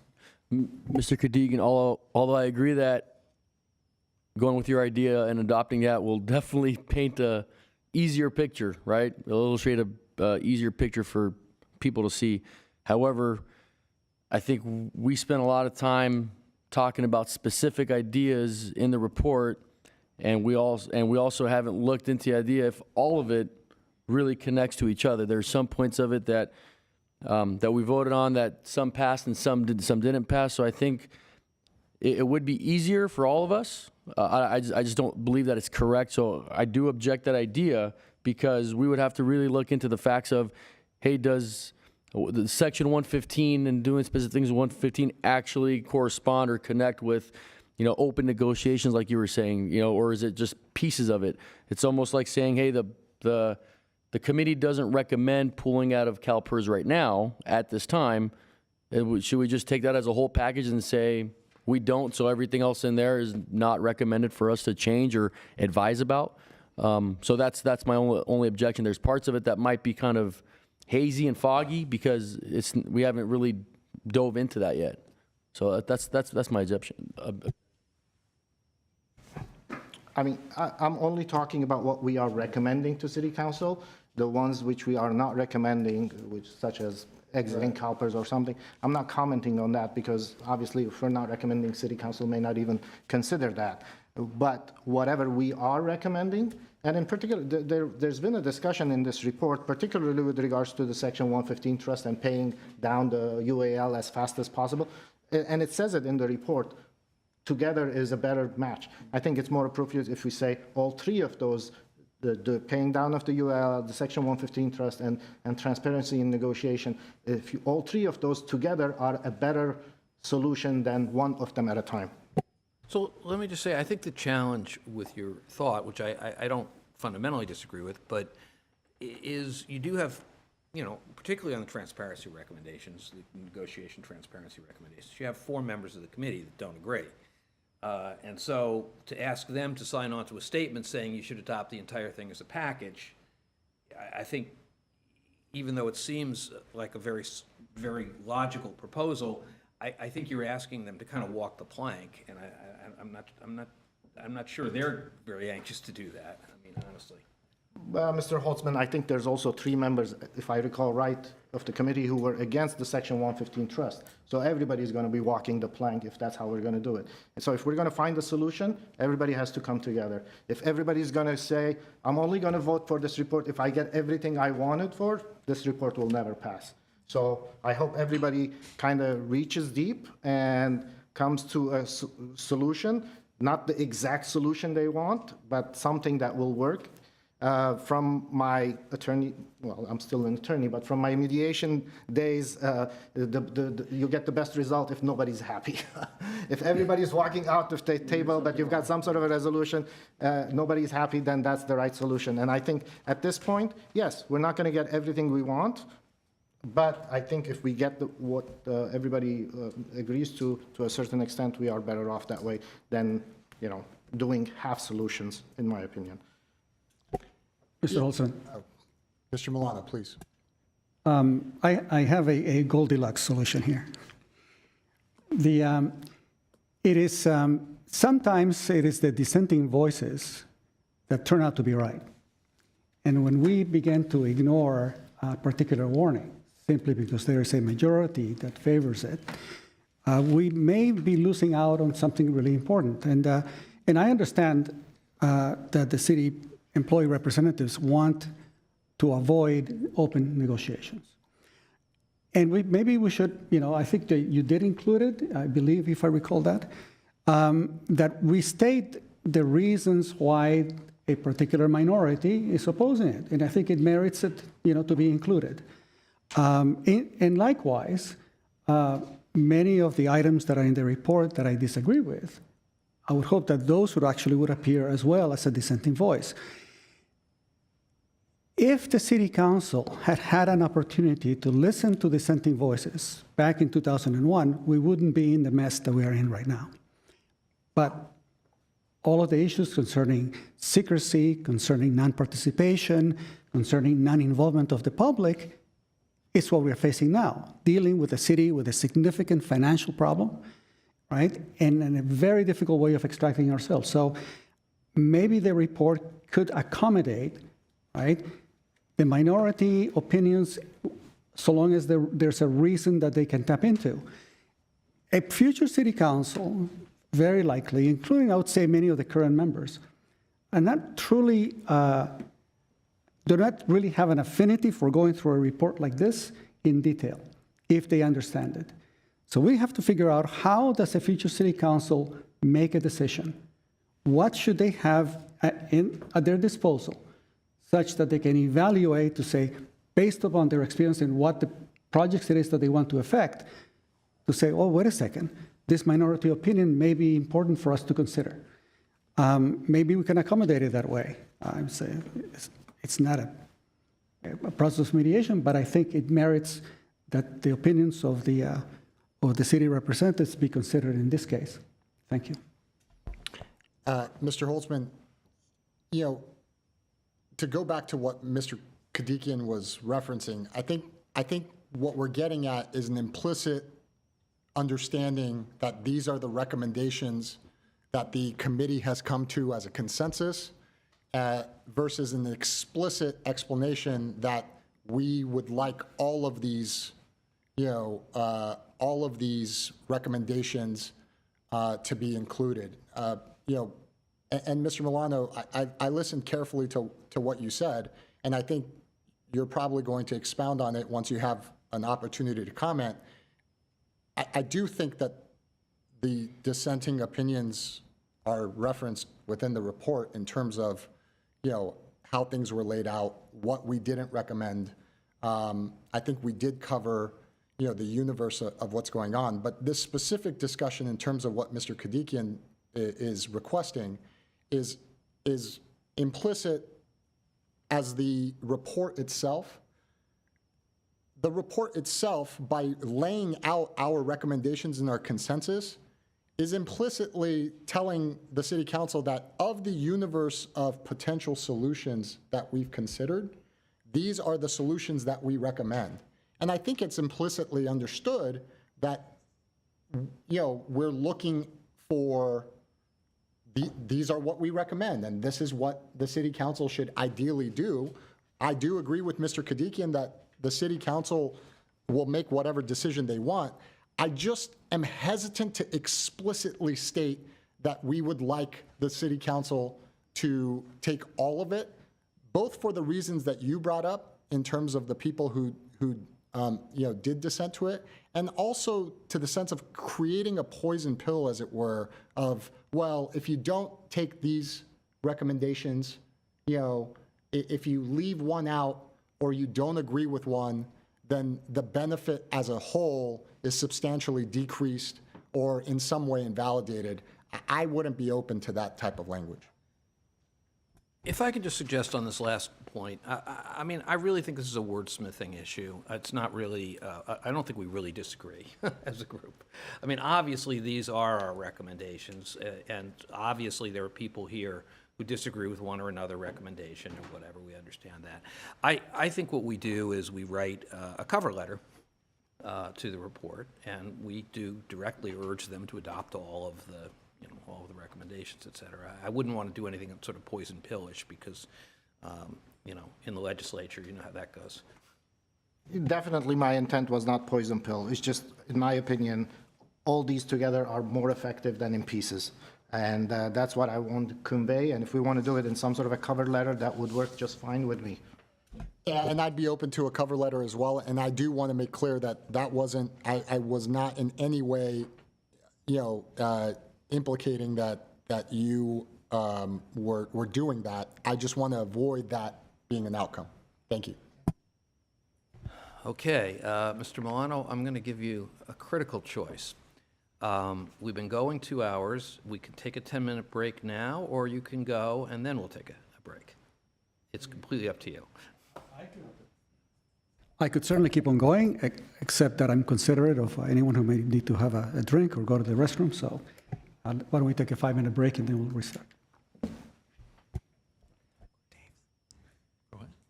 We're taking a 5-minute break.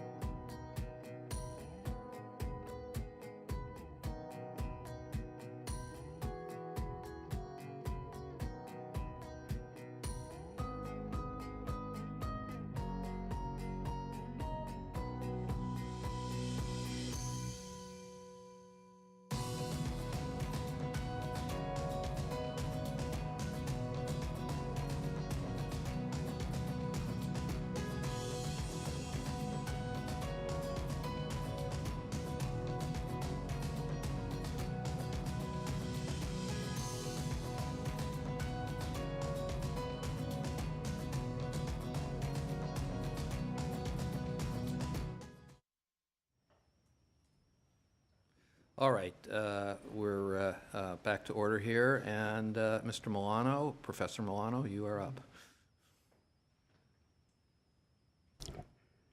Well, thank you very much, Mr. Holtzman. I want to follow in the footsteps of Mr. Kadikian in appreciation for the work that you've done and the manner and the tone that you generally have given us. And to some extent, I also appreciated the sometimes adversarial issues that we had to contend with. And I also understand the specific role that you have in ensuring that you provide the city administrations with the type of representation that they felt they needed of you in regard to these discussions. And in the past, in my previous presentation back in January, I also took some time to appreciate the members of the various different employee representatives. Back in 2013, when I ran for office, I had a significant amount of help from the GWP, from the employees, because they knew that I had their best interests at heart. And by the way, the same thing with Public Works and my support of all these employees who have been maintaining and picking up the trash and driving those trucks every week and at a significantly amazing proper cost to me. And I've been very supportive of them. So the issue, but let me also continue that. Could you try again? Pardon me, this is Siri reacting to my voice. I want to also commend the City Council for allowing this committee to even take place. I was watching some of the videos that I reserved from a few years ago, 10 years ago or so, how strident and combative the City Council was at the time. One of them went to a meeting for the police, stating that this particular mayor said he wanted to come down and punch me in the nose. So we come a long ways from a city council that was very strident and combative to one that is looking out for the long-term benefit of the city and that made this possible. And I know that it wasn't easy. So what I want to state is that the comments that I make and the observations that I made in no way reflect any antagonism towards the city unions or the employees. It is rather my experience of being in Glendale, raising my kids, and seeing that there's a lack of parkland for decades, seeing that there are roads with potholes and the lack of maintenance that is significant and severe and prolonged for decades, and that there is a necessity for us to review how it is that we are spending our funds with regard to compensation and pay. And we found out that a lot of that money is, and the losses are out of our hands. It's Calpers' performance.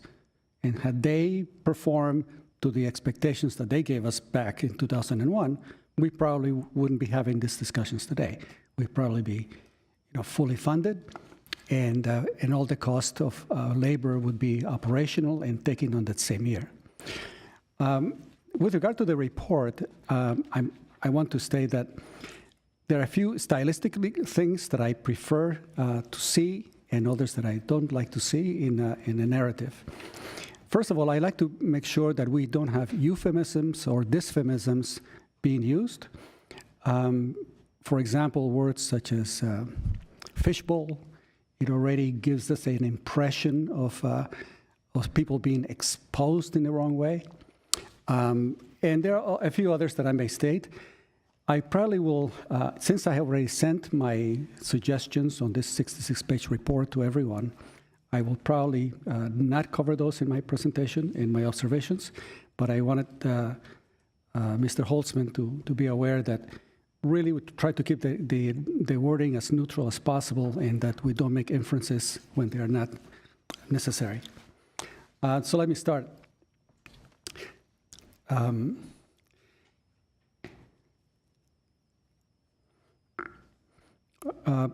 I wanted to see in the preamble, I guess, or the start of the introduction, a rather basic definition of what is a pension or what is the purpose of a public pension.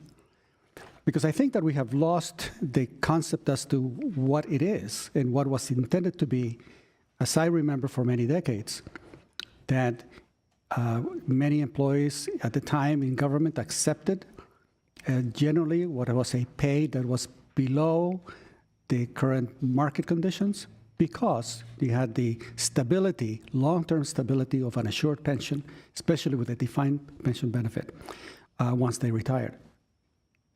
So I think having a short description of what is a pension or what is the purpose of a public pension maybe should be stated, as well as what is the purpose of a municipality. Because if we cannot provide the basic services like road reconstruction, because we have to meet, a multi-billion-dollar obligation due to the actions of somebody else, I think we are beginning to lose the purpose, and I think that should be included as a start. All right, so let me continue. By the way, some of the pages that I'm referring to may not necessarily match exactly what you have because I took the PDF, switched it into Word so I could modify it, and then the page numbers may have come separated.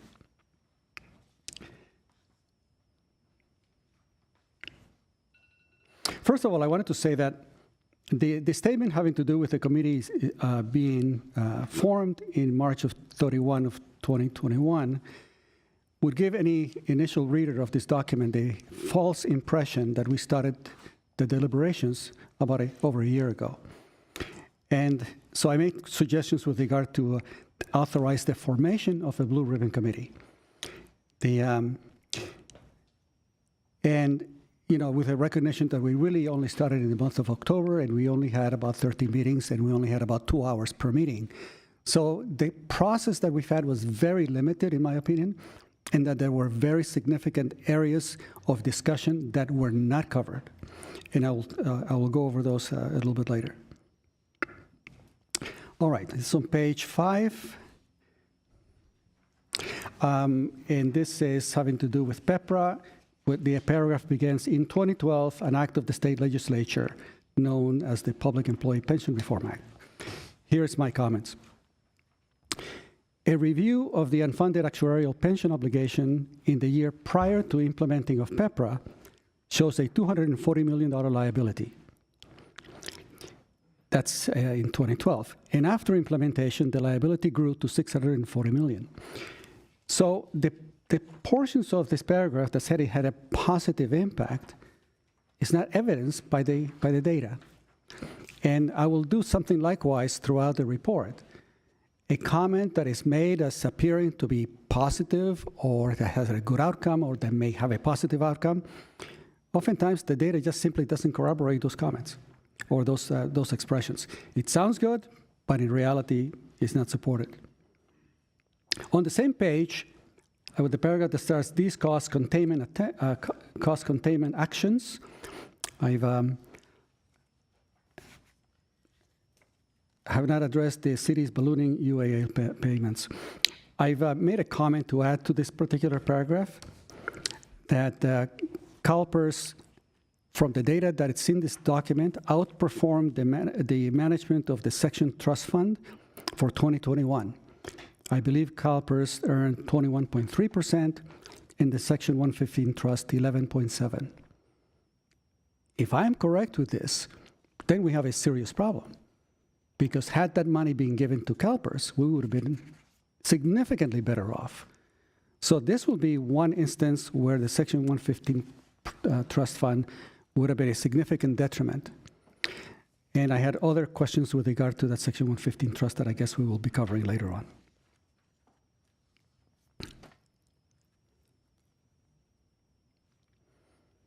There's a paragraph on page 6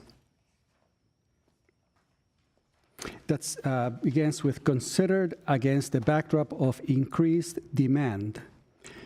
I'm making a suggestion with increased demand for services. Basically what it is saying is that there is an increased demand for services by the public, and that we have to balance that out with these expenses. What I want to clarify is that there isn't oftentimes not an increased demand, but a restoration of basic services. And so to make it appear that the city has this constraint that you're getting more and more demands from the general public, oftentimes it is simply a restoration of basic services like parkland and road repair, for example, or additional infrastructure. So I wanted to make that clear. There's also in the same paragraph a comment having to do with the city has restored some funding towards governmental services. It may sound innocuous, but to me, the city has increased the sales tax, which is one of the most regressive taxes that affect the poor. And to me, to say that the city has restored some funding without saying, no, there is increased taxation, and the city has somewhere around, 4,000 different fees. There's a huge book. You go through that book throughout the years, in the past 12 years, and you'll see a significant increment in every single fee that the city charges. So increased taxation, increased fees, postponement of infrastructure, right? So what we're trying to do is to say, with that additional tax that we imposed on the public, it appears that the city is restoring the funds, where in fact, we're basically taxing ourselves even higher. I sound like a Republican. So the other paragraph, to the Blue Ribbon Pension Review Committee, I just wanted to state that we started actually the proper deliberations in October. There is on page 7, the committee. I'm sorry, Mr. Milano, just a point of order regarding, the time. I mean, Yeah. and I just want to be very clear. This is just at this pace, unfortunately, we're at 12 minutes and it's going to go, I assume for the next hour. I do know that Mr. Milano submitted an 8-page executive summary with his dissenting opinions, as well as I got it, I don't know, 30 or 40 minutes before the meeting, and I have a copy of it here. I haven't had a chance to look at it carefully, but and I believe it was also mentioned that he had 60+ pages that he submitted to the city that we don't have to be verified. Is that the case? Well, in fairness, he marked up, it's 60 because the report's 60. He marked up a report. He marked up the But yes, there is a markup. I'm wondering whether, because you have that markup, which we're happy to submit for the record, and we will also review, I'm wondering whether maybe you could focus on sort of the more thematic disagreements as opposed to the language disagreements. Well, yeah, let me do that. I appreciate that, and I don't want to have this committee trudge through all of the comments that I made on that 66-page report. But what I want to do is to make sure, and I guess my intent is that when a particular statement is made, that it truly represents the conditions under which that are the background to that statement. Let me give you an example. In this report, and I don't have it in front of me, but I can just tell you, there is a statement that the city, in order to meet the demands of the changes with regard to how the city is going to control the cost of the pension burden, that it reduced the number of employees by about 400. It's on the web for the city in order to meet the demands of the Give me a second. Let me turn this off. I'll have to go without my iPad. Siri is following me closely. So the page states that the city has reduced the number of employees by 400 since 2012, right? And that is true.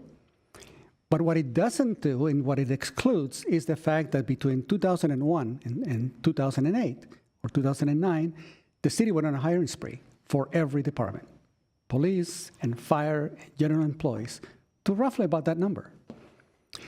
And so to not state the fact that the city increased those number of employees during that time, those external employees also impacted significantly the pension obligation, didn't it? Especially when it was at the 3% at 50 for fire and police, and that additional, that 75% of retirement pay for general employees.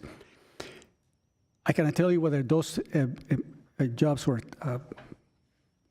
validated or necessary, or the conditions under which they were, but the implication that we reduced employment as a way of meeting that obligation, and therefore the city was responsible, is misleading. And those are the type of statements that my report basically highlights. The euphemism, I consider 3% at 50 a vague and confusing statement for most lay people.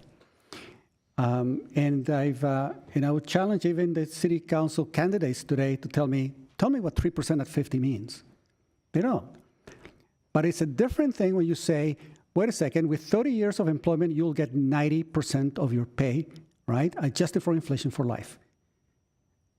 And that is what I want this report to clarify. Don't say, well, we changed it to 2.5% at 50 or 2.5% at 55. So I want that clarification to make it simple and clear to anyone who reads the report of what it actually means. That we went from a 60% of your pay in retirement to 75% of your pay in retirement. And so that was part of the reason why the pension system is in the trouble that it is. Because once you couple it with the third leg of the pension funding, which is the return of Calpers, then you begin to get a sense of the combined impact of all of these things. And I wanted to also clarify that it be clear in this report that when the adjustments were made to increase the pension system, there was no corresponding increases in the contributions by either police or fire or the general city employees. None towards that increased pension. And that is one of the reasons why we have such a significant problem. Additionally, it was made retroactive to the date of hire. So that type of information and clarifying to the city council what has transpired in the past needs to be made clear so that in the future, when other city council members look at, or candidates for office look at a report like this, or go into a negotiation or recommend negotiation, that we be cognizant of what we are doing. So I'll talk in generalities with regard to exactly what they were, because I just lost I closed up my iPad. Sorry, Mr. Milano. Mr. Holtzman, just a point of order again. I mean, we're at 16 and a half minutes at this point. I would like to make a motion that Mr. Milano's executive summary and the markups that he has given to the city and not submitted to us be admitted as part of the record in terms of the minutes of this meeting. And that's my motion. And we can move on to the rest of the comments of the committee and move forward. Respectfully, I think everybody on the committee up until this point followed the time prescription that you laid out at the beginning of this meeting. And I think, speaking for myself, but just judging the room, I think we've all been patient and gave Mr. Milano an ample opportunity to explain himself. But we're on page 7, and we're talking about, defining what a municipality is and educating the city council on basic pension terms. I think I'd like that's my motion. Thank you. Comment on the motion? I second the motion.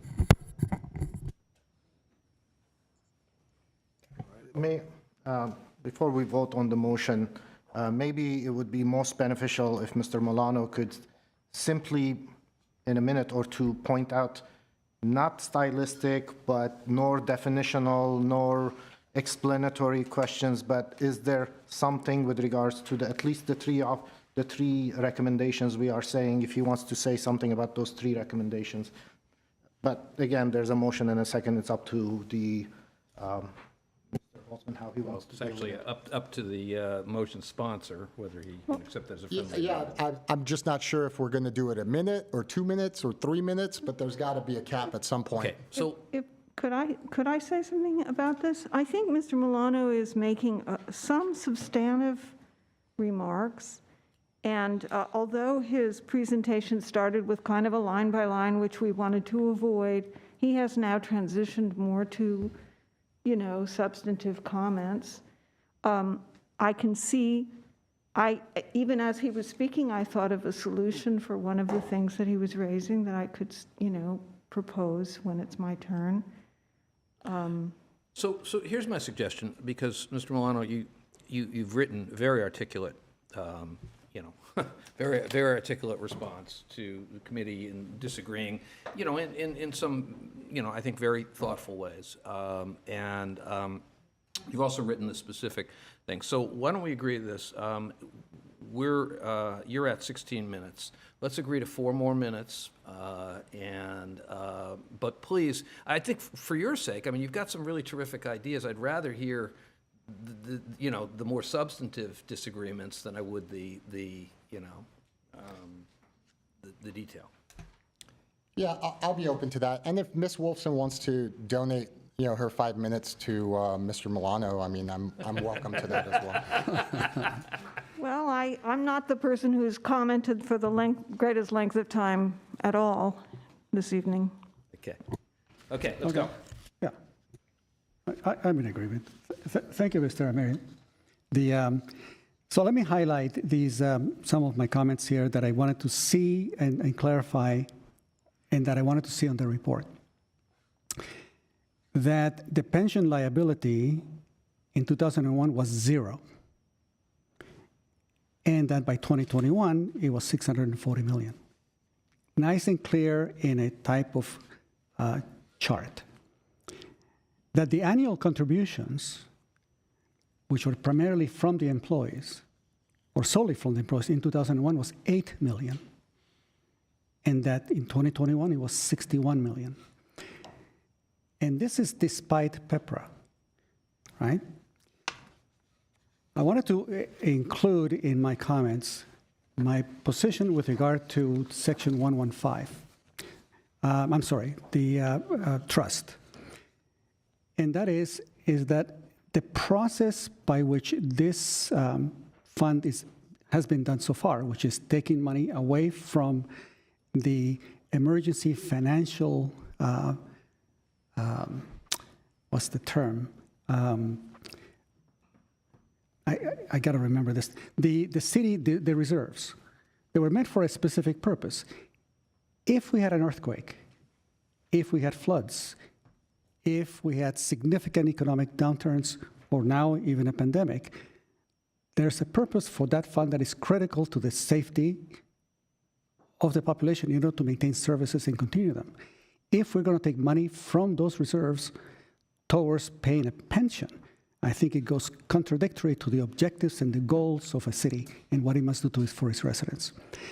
Second problem with the Section 115 that I see as it is being implemented, or should we say recorded, is that when you take money from the general fund and put it in this particular reserve, according to the procedures that we have, is that it doesn't have an impact on the operational expenses of the city. We cannot use it for anything else, and yet, it remains as if it were an asset, which means it underreports the financial status of the city, which then gives the appearance that the city can then have additional funds available for paying pension increases.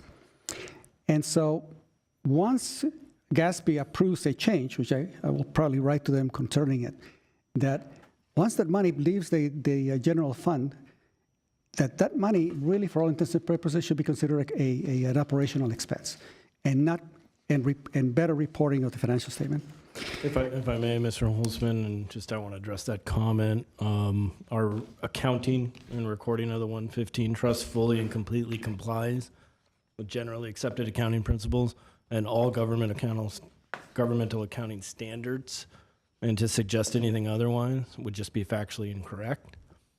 We do record the restricted cash as it is moved into the 115 trust, and only when it is sent to PERS, when that trust is drawn down, is when it is expensed in accordance fully and completely complied with generally accepted accounting principles and all government accounting standards. And I just want to clarify that point. Thank you. Sorry to interrupt. No, thank you. And just to be clear, it's also audited by an outside firm, an audit firm that audits it annually, correct? That is correct. Year after year, we have an independent external auditor come in and express an opinion. It's an independent CPA firm that expresses an opinion that our financial statements comply fully with GAAP and in all material respects state the financial position of the city of Glendale and the results of its operation for the years that the audit is covered. That is correct.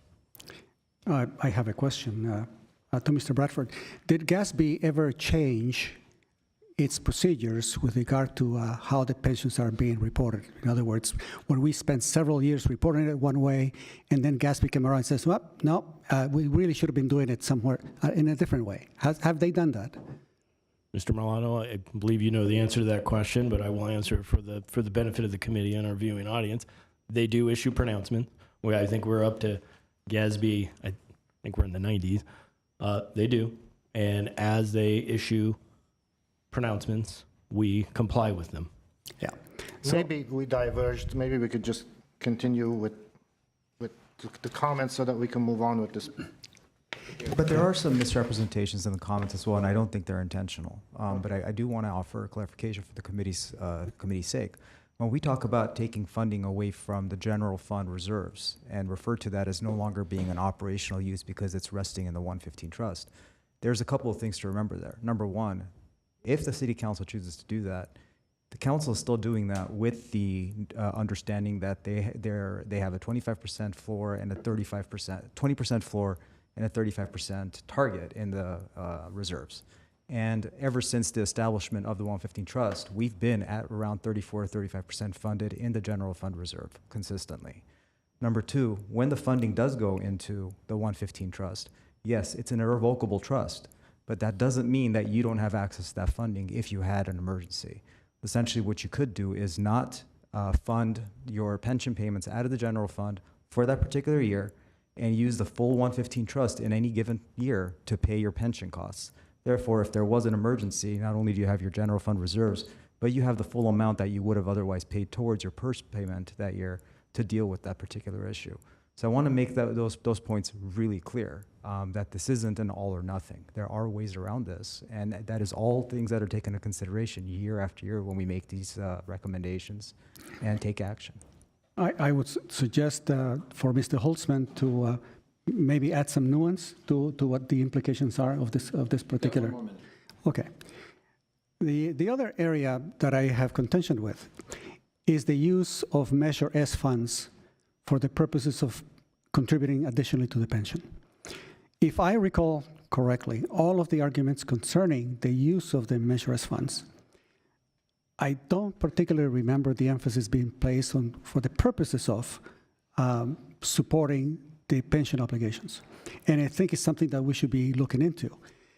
But if we're going to go down the road of basically increasing taxation and in the back end using it for purposes other than what the original intention was, then we are really taxing ourselves additionally for the purposes of supporting the actions of Calpers when they're not able to meet their obligations. Or what should we say, we're not able to meet the financing or the investment returns.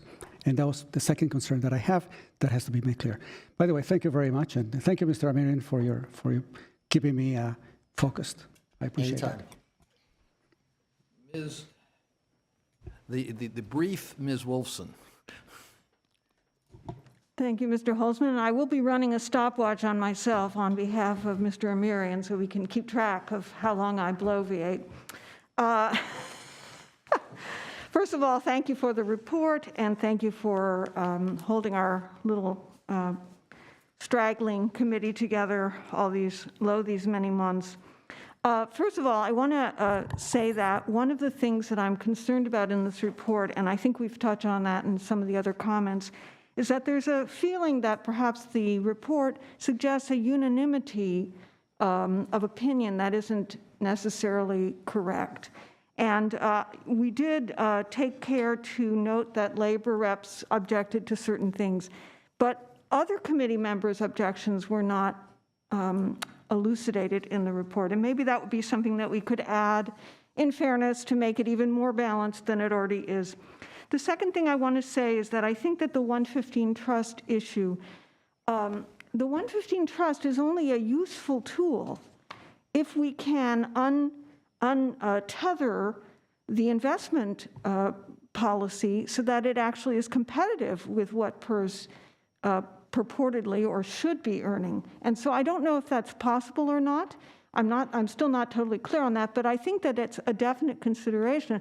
So unless the 115 trust is going to be allowed to invest in a way that is actually superior, then it seems like it might not be a very good idea. Third, with respect to the POBs, given that interest rates are indeed rising now, as I was concerned would happen, it may be a waste of money to even do the validation. Secondly, I feel that POBs reduce any motivation that there may exist to actually address the issue of whether we're going to be able to, tame this wild beast. Debting can be very toxic. It's like a credit card addict who, pays off one credit card with an offer they got in the mail, and they never really solve the basic problem. So I have some concerns about this. Fourth, I think that the report lacks concrete steps that will materially reduce the UAL. There's not a roadmap in here for really reducing it, if that indeed is what we as a committee were appointed to accomplish. I'm not sure that we have met that goal. As impressive as the report is, and I appreciate very much the work that you put into it, and I also want to thank city staff for all of the hours and the extra time they put in, and as was noted, at least one of our meetings fell on a city holiday, and they suited up and showed up, and I personally was very aware of that as a working stiff myself. I appreciated that. So but I want our report to really, address the issue in a way that's going to make the issue go away, because I'm troubled by the continued cries from the public for there to be radical steps. The only way to stop them from asking for these radical steps is to make material movements to reduce this UAL. And those are my comments. I'm at 3.5 minutes. Thank you. So let me just say, we are, once we get through this, we are going to talk about the policy at the end, which is quite concrete, actually, and probably pretty controversial at that. But I understand, your broader point. It would be great if there was a silver bullet. But I think if there's one thing we've all learned through this process is this is a game of inches. And, that I think is frustrating for all of us. And obviously, if I could have found the silver bullet, believe me, I would have delivered it to you. But I understand the frustration that causes. Mr. Holtzman, just in terms of, just so that we don't pass it over, the suggestion that other committee members' objections also be pointed out, I would object to that being added to the report, simply because the reason why I believe the objections of the city employee unions representatives were pointed out were because they were unanimous on those particular issues that affected, their negotiations directly. And so, pointing out every single committee member that objected, I think would be, number one, I don't think it's proper for this report. And number two, I think the entire record of our work on this committee has been, is available for the public to see who voted on what. Thank you. So my suggestion as far as that goes is, it would, if anybody wants to dissent to a portion of the report, they can write something as simple as, a one-page, I agree with the report, but I disagree with sections 5, 7, 9, and 11, signed whoever. I don't think it would make, I specifically didn't want to call out names of people because this begins to get very complicated, and the labor thing was a little different because it was it's the group of employees. I mean, it's, it's a particular, they have a particular standing in this. So my suggestion really is, because I hate to mess up the report with a lot of just, this person disagrees with this person disagrees with that. I would just suggest that there be a period of a week from tonight where anybody can send me something to be attached, and we will attach it, and you can call it a dissent or concurrence in dissent if you're concurring with part of it, et cetera. I appreciate that suggestion, and I think that's a good solution. Mr. Holtzman, I do have a concern with that, because what might happen at the end is, the whole committee has to vote on this report to adopt it or not adopt it. At the end, if they start adding, I object to section 5, and we've got, let's say, 7 people or 8 people objecting to section 5, is it still part of the report? That's a potential pitfall which could create havoc in that the whole report could fall apart. We've got 5 people agreeing to section 5, only 3 people agreeing to section whatever, and that would be of sincere concern. I think overall, the committee should vote to adopt the report. They can express their concern or dissenting opinion as an attachment, but that doesn't change their vote on the whole report. Because that's the whole purpose of this report. Oh, I completely agree with that, and I think that it's possible to vote for the report, even knowing there are parts you don't like, and still put something in saying, I disagree with X. Yeah, but just so that we're Doesn't clear. change your vote, That though. doesn't change the vote. Yeah, no, I think that's a good correction, and I think that also offers a nice avenue. I would expect out of the committee that you not deviate from the votes we took last time, which made it pretty clear where majorities were, on each of these issues. Yeah, and look, in terms of dissenting opinions, I agree with Mr. Kadikian. I think it's messy to attach a dissenting opinion, especially one that can't be reviewed or verified after the committee's already, come to an end. And all of a sudden there's a, 200-page dissenting opinion with information that can't be reviewed. I am open to anybody, just as Mr. Milano did, submitting a dissenting opinion or a report along with whatever documents he likes to the record of this meeting.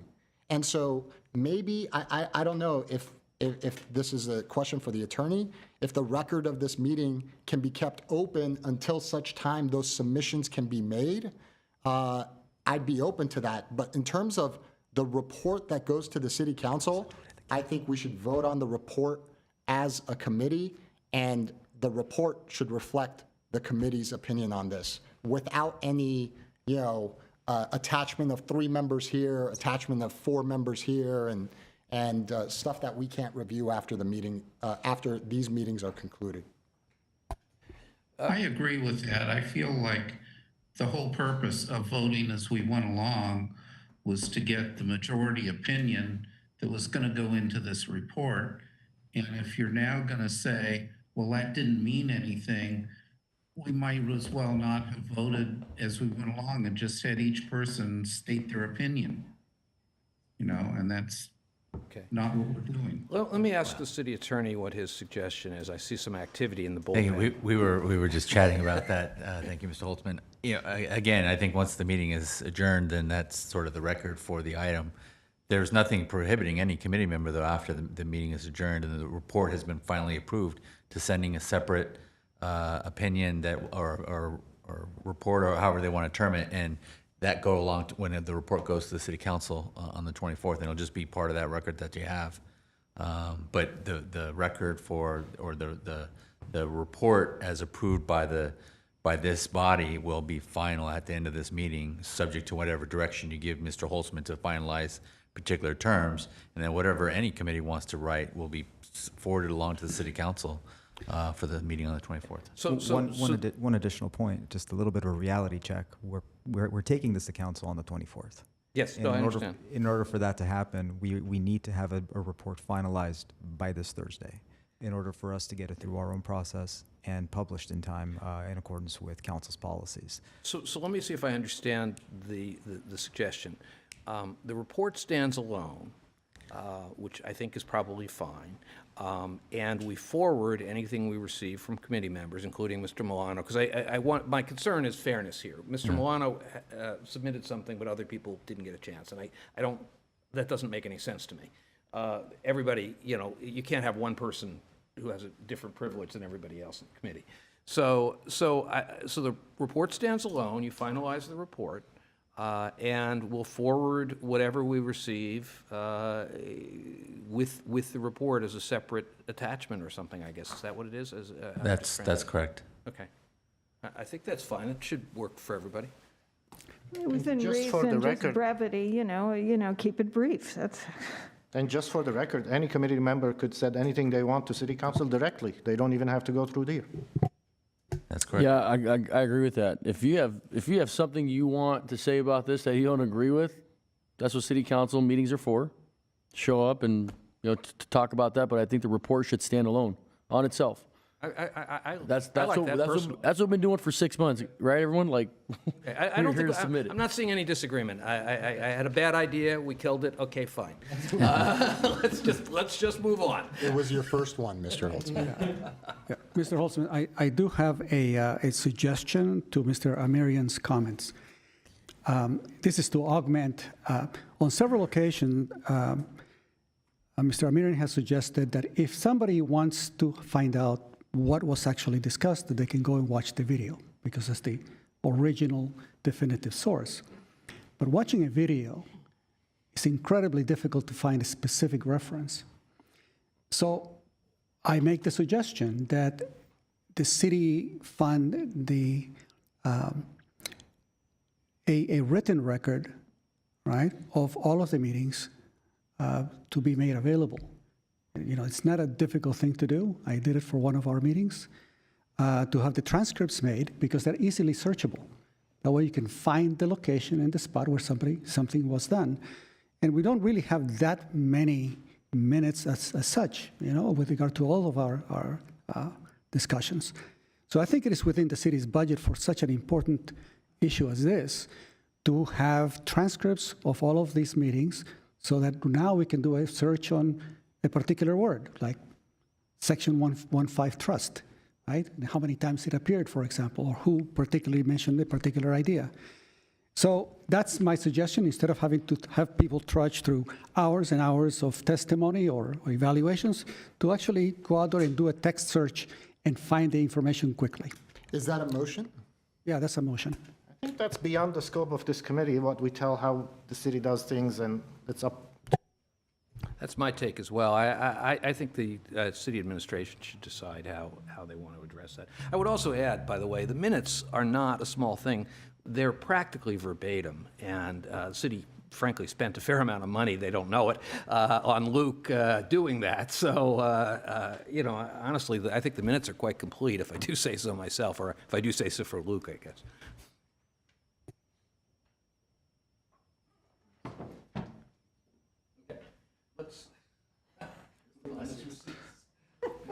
I'll be brief with just a few observations and suggestions. I think with the 115, we're really missing or underutilizing an important tool. There's no reason why we should be investing as conservative as we are if we're underperforming against Calpers. And I'm never one to carry water for Calpers, but if you're losing to them, you're definitely doing something wrong. Another issue that I briefly mentioned at the time is that we have an investment policy statement that the city council agreed to. They hired out to the investment manager. The investment manager wrote it himself, and he's following. That's kind of allowing a person to create their own rules. So I highly advise that even if you stick with the manager, you hire an outside firm to write the investment policy statement, because that's what's actually protecting the investment manager and the discretion that you give him. And, the whole point of a 115 is having fluidity in your investment strategies and management. Calpers is very heavy, top heavy and everything. There's a great time now to rotate. We're over 50% fixed income. The obvious thing is to move equity. So that's just a real brief thing. Looking over the recommendations, there's only 3 things. Well, really, there's 4. Public obligation bonds, the Santa Monica options. Mr. Marcia, slow down. All right, my fault. I'm trying to be quick. You got time. Don't All right. worry. I know people got dinner and stuff. All right. There, 4 minutes. yeah. There's only, there's 4 recommendations within it, and I only count actually 2 concrete options that directly impact the fiscal health of the city. The first is public obligation bonds. The second is Santa Monica options. I wanted to kind of piggyback off of Mr. Michaels. I think it's very important that if it's possible for the financial department of the city is to do some pro forma analysis. We should go through the legality of doing the POBs. We should do the analysis at what interest rate does it make sense that we pull the trigger on. Yes, interest rates are rising, but history has shown over the last 20 years, interest rates have been near 0. And so it's only a matter of time until this point is going to come again where it makes sense financially. The other 2 proposals I don't really consider serious, really just fluff. Is the transparency issue. Calpers has a serious transparency issue, but that doesn't actually solve the fiscal issue. The things of that nature, that's not something that we could directly impact. And then the other one is cost sharing with the labor unions and everything.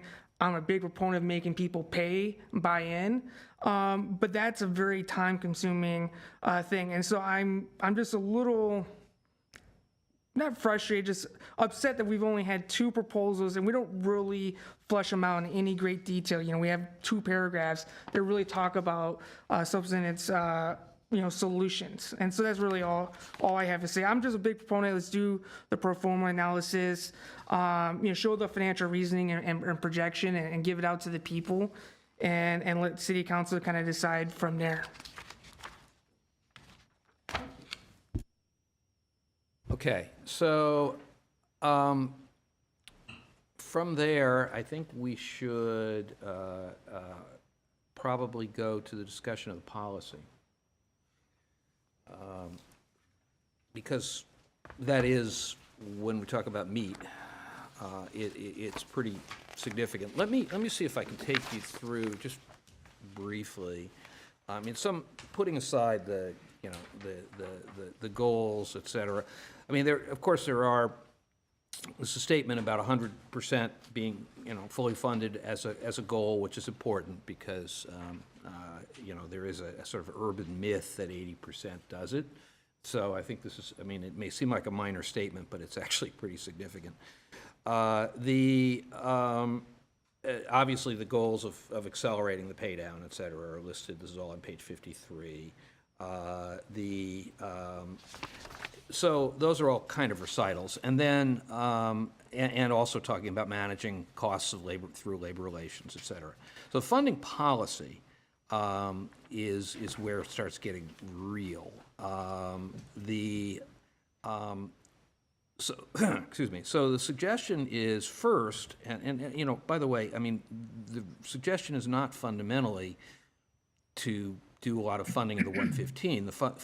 That's the front end of this thing. And so the front end is really, and I realized after some debate that we should just change the first bullet point on number 4 to say the city will target a balance of 75 million, which deals with the minimum maximum problem that was raised earlier. Now again, 75 is not written in stone. So it's, the other very significant piece of this is that the city will allocate 15% of Measure S funding to the 115 Trust, which only generates about 4.5 million annually. Can I just jump in a quick second? You mentioned the target funding of 75 million in a 115. I think it's important that you make a distinction how much of that is from contributions from the city and how much of that is from the actual growth of the assets. Yeah. So it's intended to be 75 million, including the growth of the assets. So, I mean, obviously, we don't know how much they're going to grow, so you can't exactly know. But I think the point is, and there's nothing golden about 75 million. The total amount you pay in right now is about 50-something, right? Sorry. Were you asking about the current balance? No, not the balance, but the amount. It was geared to basically what we're paying annually to Calpers, is 1 year of payments to Calpers, both unfunded liability and the normal cost. I think it's about 60 is what I recall, I want to say. The annual contribution, it escapes me right off the top of my head, but it's in north of $60 million for our total funding arc. That's what, I mean, so that's why we chose 75. I mentioned we didn't want a floating number for the reasons that you'd be chasing it all of the time. But the idea, at least, is conceptually, 1 year's worth of contributions would be in the 115. Maybe we should mention that in the report that the 75 million we're talking about is basically the 1 year of thing, just so that somebody gets an idea as to where we pulled this number from. Yeah, and I mean, we could do That's in the report. I'm sorry. In the policy, I mean. So let me just, anyway, so the other part of this is, as I say, the 15% from Measure S. And then once you reach again, I'll call it 75 million, you can call it whatever number you want to call it. Then the idea is that you essentially spill over into the Calpers trust, and that we would contribute anything over that directly into Calpers until we're 100% funded, of course.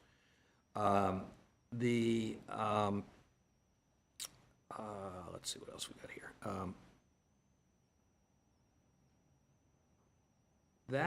That's essentially the core of it, and then we've got something about what happens if it becomes 100% funded, and then we have the emergency provision, which essentially overrides this, not surprisingly. So, I've heard a lot of discussion about, the investment policy for the 115, and obviously that's, we haven't had extensive conversations here really about that. But I will say almost all 115 plans are invested a little more conservatively than CalPERS' investment mix. I mean, there are a couple of reasons for that. One is it'd be pretty hard to invest much more aggressively than CalPERS' investment mix. The other reason, though, is, and it'd be very interesting to look at the numbers today. Remember that everybody says, well, we're only going to make 6% on this, but the point of more conservative investment is you lose less money when you lose money. And so it's a hedge. I mean, I've heard people say, in up times, well, we don't need a hedge, it's just costing us money. All hedges cost money.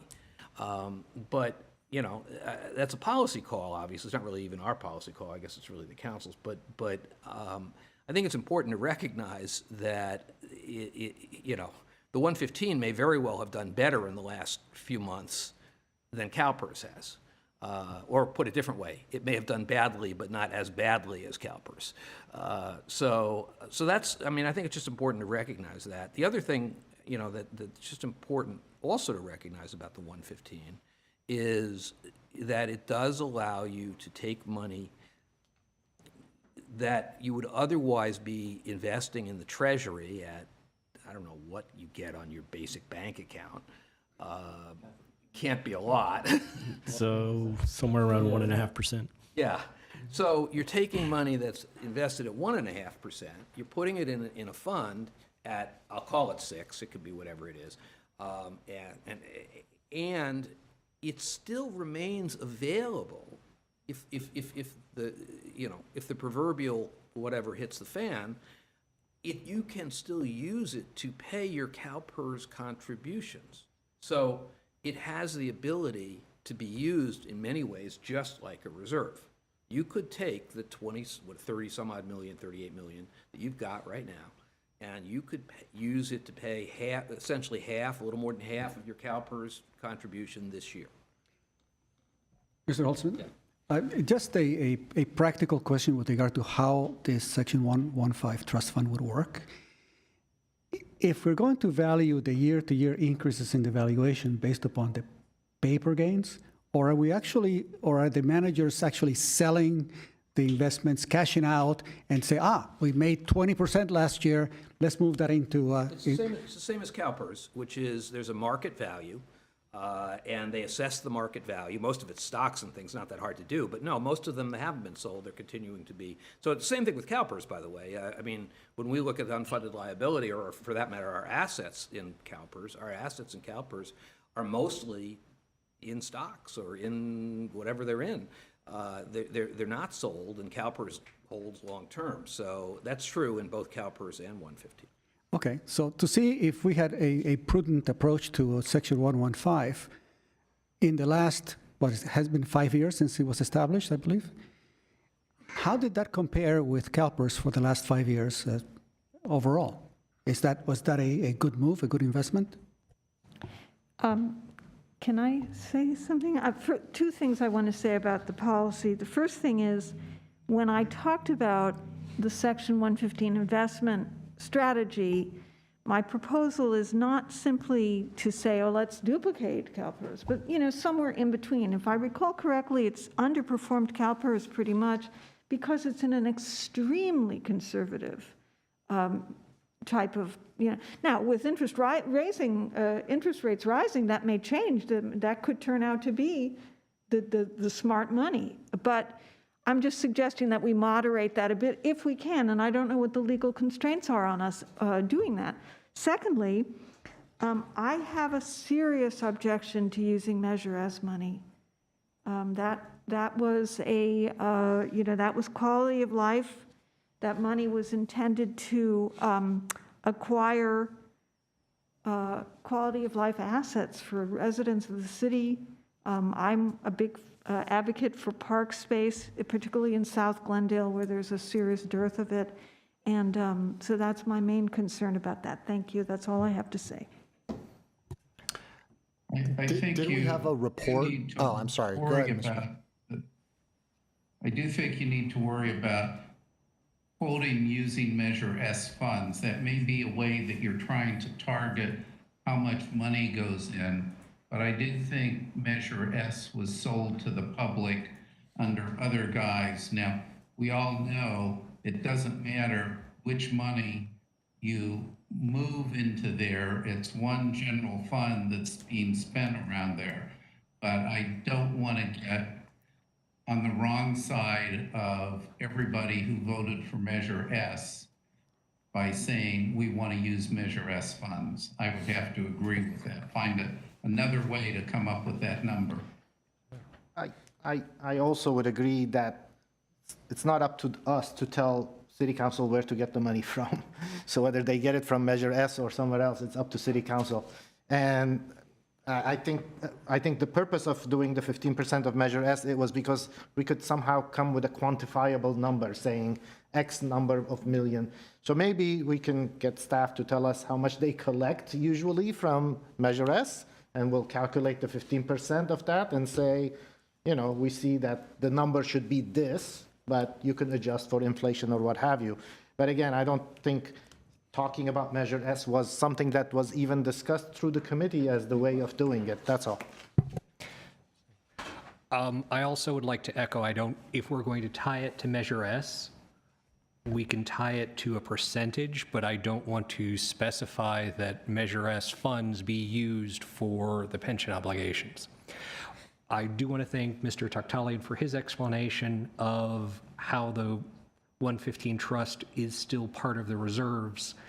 But to that end, Mr. Bradford, what investment vehicles can the general fund be invested in, and the reserves of the general fund, what returns are they getting? So by law, it's very, very low risk investment vehicles. So you're not looking at equities or anything that's speculative in nature. So right now, I believe the city treasurer portfolio is yielding about a 1.5% return, which by establishing the 115 trust allows us to invest in a higher yield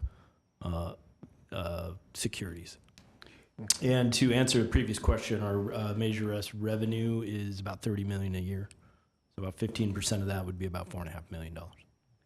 Thank you. With the 115 Trust, I see that as a tool, and to compare it to the Calpers investments, I think the more appropriate comparison is to the general fund reserves. If we are going to set aside the 115 Trust, let's classify this as reserves. Because if there is an earthquake, if there is an emergency, the payment to Calpers still is one of the things that will need to be paid first, even in the emergency. So if we set aside the 115 Trust as a way of keeping reserves for 1 year, and we make a recommendation as the committee for what that target balance should be, then we treat it as a component of the reserve funds that is invested at a higher rate than the general fund. And that's where I wanted to make sure when we were talking about what a minimum balance was, there was no maximum balance. If we set a target balance and in a couple of years, let's say we fund it to reach the 75,000 or 75 million that we talked about, it will then generate a return. That additional return can be paid to the unfunded liability in Calpers. And we, policy actually says. Right. So that's getting into those policy details. That's where I wanted to nail down what that is and clarify that we are still recommending paying down the unfunded liability as quickly as possible. The 115 Trust is a vehicle that is more appropriately compared to the general fund reserves, and using it to smooth or reconcile the balances for the payments. But I still want to go ahead and make a recommendation for a sunset of the 115 Trust when we do reach our goal of paying off the unfunded liability in its entirety, that we get to that last year or the last couple years and we change that target balance to pay off the rest of the unfunded liability. So I'd like to see a sunset or a closing for the 115 Trust. Even if the city decides to keep a minimum balance of $1 million, $500,000 in there to keep it open, but use that to pay down the unfunded liability as quickly as possible, but compare it to the general fund investments. Just a couple of clarification questions. So I know that we did have a report from the managers of our investments about how the investments compared to, Calpers investments. And they were generally favorable, even though it was significantly more conservative investments. I recall them being very proud of that. But I don't remember the details. Now, is it not the city treasurer that manages those decisions as it relates to the general fund reserves? For the general fund portfolio or the city's portfolio, yes. So the city treasurer does manage the investment allocation. And is the 115 a part of that? It is not. Yeah, so it wouldn't be, because, you look at the treasurer being an elected position, the people have a direct say on that. So if it's not, then if it's separately managed, then it's separately managed. In terms of the Measure S funds, the Measure S was to protect essential services such as fire, paramedics, police, parks, recreation, senior library, arts and culture, and affordable housing programs and services, which, if we look at what the purpose of the Section 115 is, as the policy is listed out, is in order as a hedge to be able to, I believe it was a fund stabilization, was it budget stabilization? that fits under the definition of protecting those services, does it not? That might be a rhetorical question. I think the concern we have is actually just giving city council flexibility. Why tell them get it from Measure S? Let them get it from wherever they get it. Who cares? Fair enough, fair enough. So here's a question, Jason, for you guys. I mean, so if we were to not specify Measure S, I mean, one way or another, I mean, we're not saying yes, we're not saying no. Since all money is sort of fungible anyway at some level, if within the general fund, although I realize that has not historically been the case. The question, I guess, would be to come up with a concrete goal that. So we use 15% of Measure S. We could just as easily say blank percent of the general fund. I mean, it would be the same, and that would. And that would accomplish it. Do you have any thoughts? Or you could say a flat 5 million. That's what I was going to suggest, is why don't we just say the dollar amount and let them determine how they come up with it. 5 And million, that with doesn't, respect if they to, can't do it 1 year, they don't do it. and with respect to the, I think there was a question raised about the treasurer being an elected official and therefore blah, blah, blah. The reality is, as Mr. Bradford artfully pointed out, that there's some pretty stiff regulations on what the city's reserves are permitted to be invested in, and that's a huge constraining factor in how much return they get. So how about this? Because there are two components here. One is all the earnings above 60 million, 75 million, whatever, choose your number. And the other is this Measure S. So we get rid of the Measure S and we just say 5 million, which actually it said 4.5 right now, so it doesn't really matter. Why don't we just do that, and then we don't have to wade into this thicket. I'm agreeable to that, and I don't know if you need a motion or just a vote, or I'm what kind of is just it we looking need? around. It looks like everybody kind of liked the idea. So does anybody not like the idea? Okay, I think we're good. No, Oh, I'm sorry. yeah, I decline. I don't like the idea. Of course, the follow-up question is why, right? Not simply give an opinion without a basis for it. And I'm truly concerned about the whole process in which the conditions that would call for a particular movement of monies. So we have, let's say, a reserve or amounts in the general fund. And imagine a significantly major economic downturn for whatever reason, fires, floods, drought, you name it, that requires or that would cause a significant downturn in the economy. What happens then? Well, generally, Emergency provision for that. yeah, but once the money is in Section 115, that money doesn't really come back to the general fund at all. So, Well, that's not really true. I mean, you can take that money and pay it to Calpers instead of the money that general fund would otherwise be paying to Calpers. It's really the same. I mean, it actually makes virtually no difference. all right, so let me try to tie these things together as I see it, and maybe the finance director can clarify it for me. There's a major downturn. Calpers investments tank, right? The funding that we would then need to make to Calpers increases, right? We move money out of the Section 115, goes into Calpers because we know that the discount rate is going to drop. So far, so good? Right? Our own taxes, due to, let's say, unemployment, right, and the lowering of revenues from sales tax drops, right? And now we're faced with a situation where there are less funds in the reserves. All of those things are tied together, and I don't think that we are really looking at the process of what happens when there's a major downturn. And we are going to find ourselves with a significantly lower reserves, and we're going to find ourselves having to push money into Calpers. It sounds to me like a significant circle to the ground, to me. But maybe you can clarify it for me. Couple things there. Oh, go ahead. A couple things. Not sure which one to put first, but I think what we're kind of delving into is policy decisions that the city council would make in an event where that were to occur. And there's a number of different variables that would have to be taken into consideration. If a situation was bad enough where that's what we're facing, no amount of reserves you have is really going to get you beyond 2 to 3 months worth of operational costs to begin with.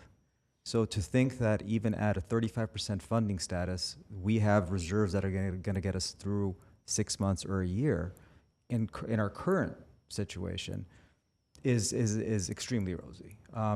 If a situation was bad enough where we're looking at depleting our general fund reserves, chances are every other agency in the area is going to be in that same situation. And that's when FEMA is going to come in, and that's where we're going to be dealing with massive disasters, either at the local, state, I should say, or national level. So I'm not sure that we're really comparing apples to apples.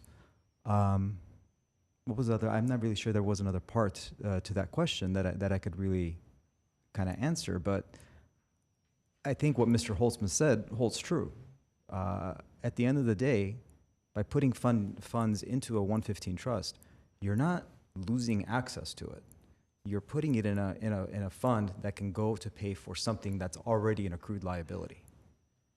Whether we had a disaster or not, we still owe those funds to Calpers. Whether it comes out of the general fund or out of the 115 trust is one and the same. Now, let me just add one other thing to what John just said.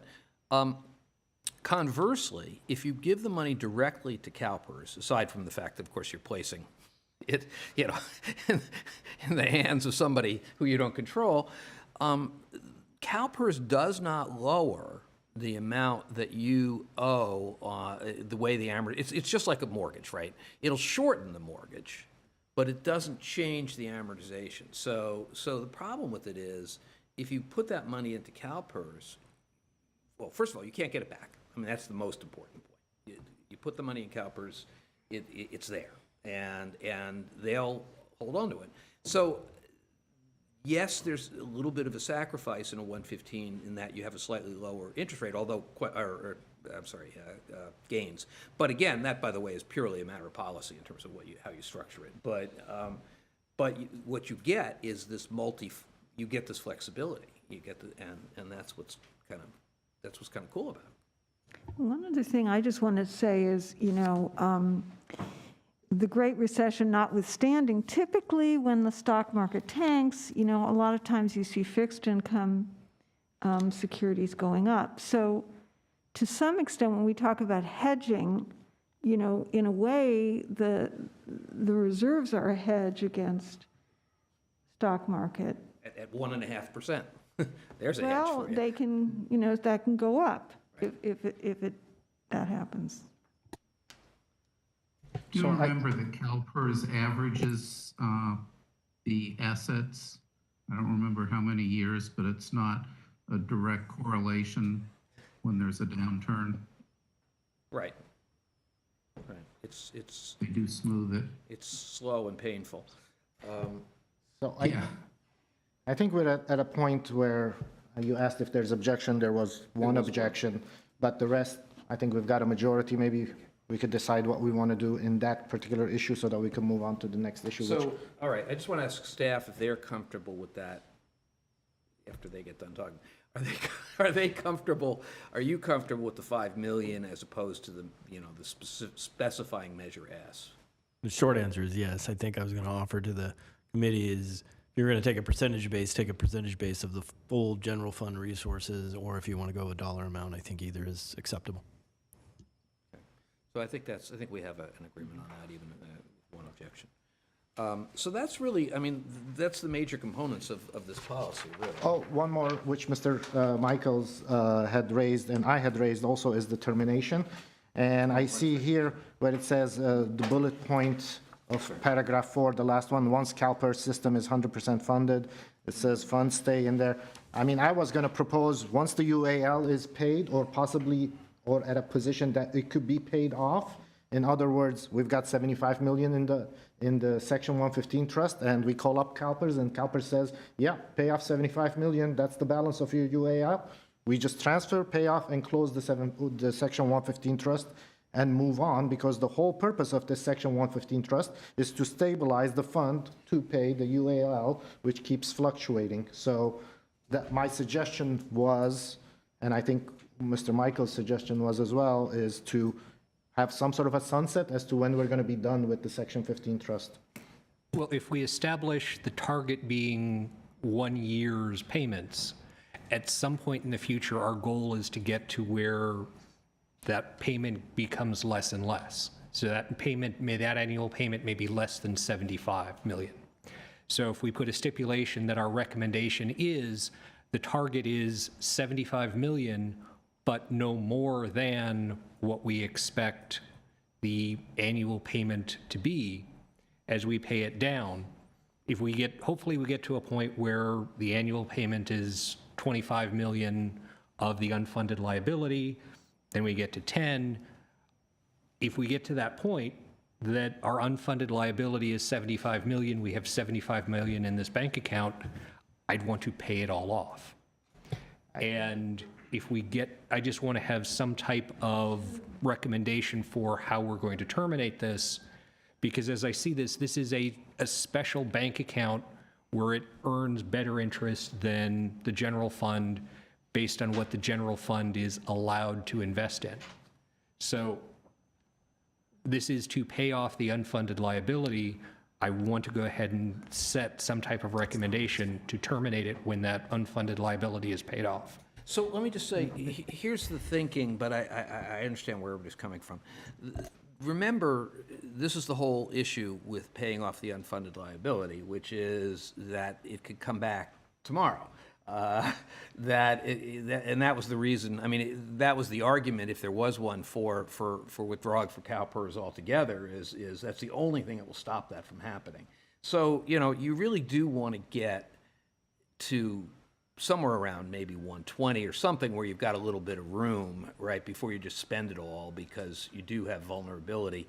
One thing we could do, though, which would have a little bit of the same effect, is rather than specifying 75 million, so we're going the other way on this one, it could be a moving target. It could be something like the 3-year rolling average of the total contributions to Calpers.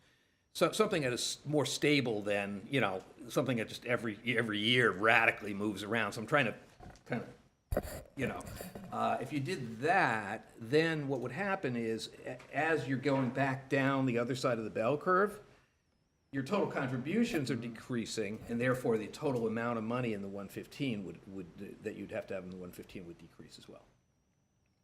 I would encourage keeping it as simple as possible, of having a fixed target, and then get to a point when we are approaching our goal, we have the idea that this is how we're going to end this. If we want to keep $1 million, $5 million, something to keep the account open, and then have that sit there and factor that in as part of our reserves on the balance sheet, to know that we always expect to have a Calpers contribution. We can have this sitting there as the reserves, even if the unfunded liability is completely paid for. But the opposite of what I don't want to see is a large balance, and I don't think many on the committee want to see a large balance sitting in the 115 trust while we are still having a higher debt or paying a greater interest on the unfunded liability. So I'm looking to just come to see if we can get a consensus on a way to close the 115 trust, not in the sense that we're closing out the account, but have it identify what a minimum is if we're going to keep $1 million in there. If we are 100% funded, we have a $1 million balance in there. Whatever interest that earns, we then pay that back or use that for the Calpers contribution to keep it at that minimum balance. But I believe that the 75 million, what we talked about that number representing, was the total of the normal and the unfunded liability costs, having that in. And so the rolling average, what it does, because we're never going to eliminate the normal contribution, there's still going to be, millions of dollars in that. So even if we ever get to 100% funded in terms of the unfunded liability, there's still a normal cost there. And if we employ the 3-year average, I believe what ends up occurring is that that number starts to roll down, but there's never a huge amount. There's always the total of what our Calpers 1 year, based on a 3-year rolling average, is there for the purposes of budget stabilization as that hedge. So I would be completely open to that 3-year rolling average if it's something that the city staff and management think that would kind of meet the spirit of what we're trying to accomplish here with the 115. I'm agreeable to the rolling average that Mr. Holtzman suggested, but just to keep in mind, okay, we're talking about something which is going to happen in 2041, 2042, and at some point, City Council could decide whatever they want to do at that point. So that's one. And the second thing is, by 2041 or 2042, we are near the end of that bell curve, so whatever money we need to have to pay that off is not going to be a huge amount, at least not percentage-wise. So I think the three-year rolling average kind of takes that into account, and it tapers down with the bell curve as it goes down. And hopefully, at some point, City Council would say, you know what, what's left of paying it is so minimal, let's just pay it and be done. But that's year 2041, and who knows what's going to happen by then. And it also considers whether, I mean, 75 million is based upon, the 50%, let's say, over the next 4 or 5 years, that really high period. If we're off, if that projection's off, either lower or higher, what the 3-year rolling average does is it takes into account what's actually happened rather than just that 50% projection. So if it's higher, for example, if 2028, 2029, and 2030 end up being, combined $104 million, let's hope that's not the case, then at least the language in the Section 115 trust policy will account for that and target that number. Mr. Holson? Hang on a sec. Mr. Tuktalian, I think, was trying to.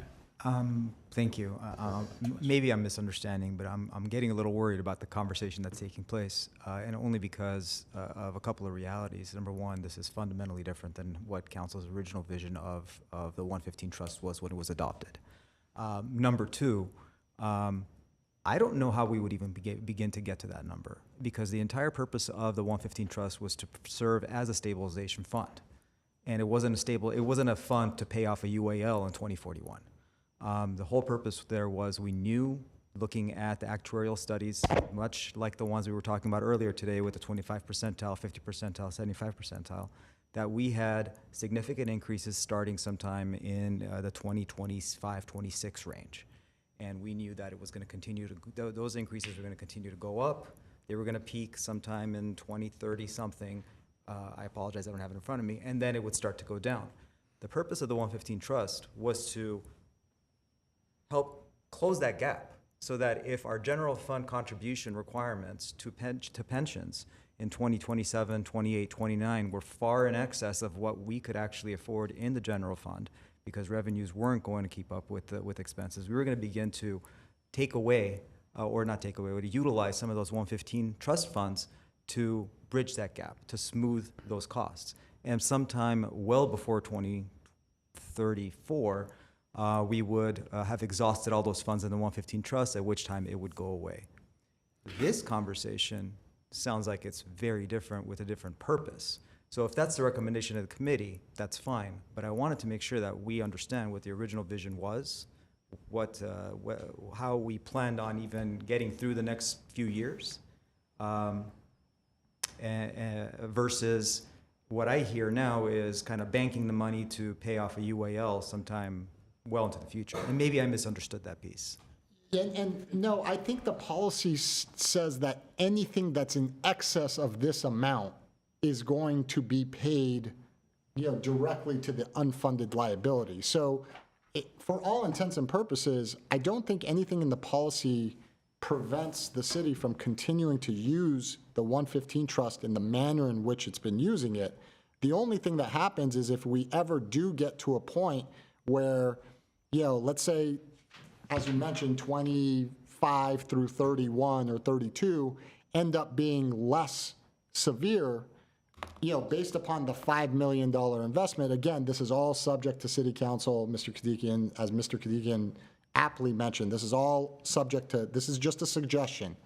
But what would end up occurring in that case is if that number is lower and we somehow have more in that fund, then it would go directly to paying down the unfunded, the UAL, once it exceeds that number. I don't think there's anything in the policy that suggests that we have to wait until the money gets to that point in order to utilize it. And fundamentally, I don't think what we are talking here is any different than what you are mentioning.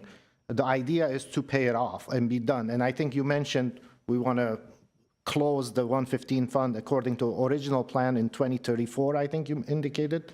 At this time, we use it to stabilize. By 2034, the fund will be paid, will be used to pay, if I'm correct, as to what I just heard you mention right now.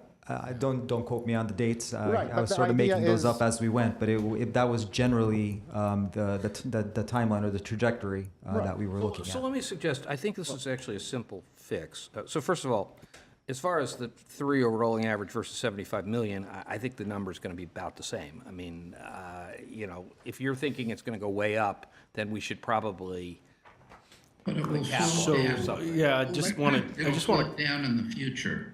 I just want to clarify a couple of things. So 75 million is what we're paying today, but our latest ARC projection from our actuaries, it could get $100 million. Now the general fund portion of that is about 2/3.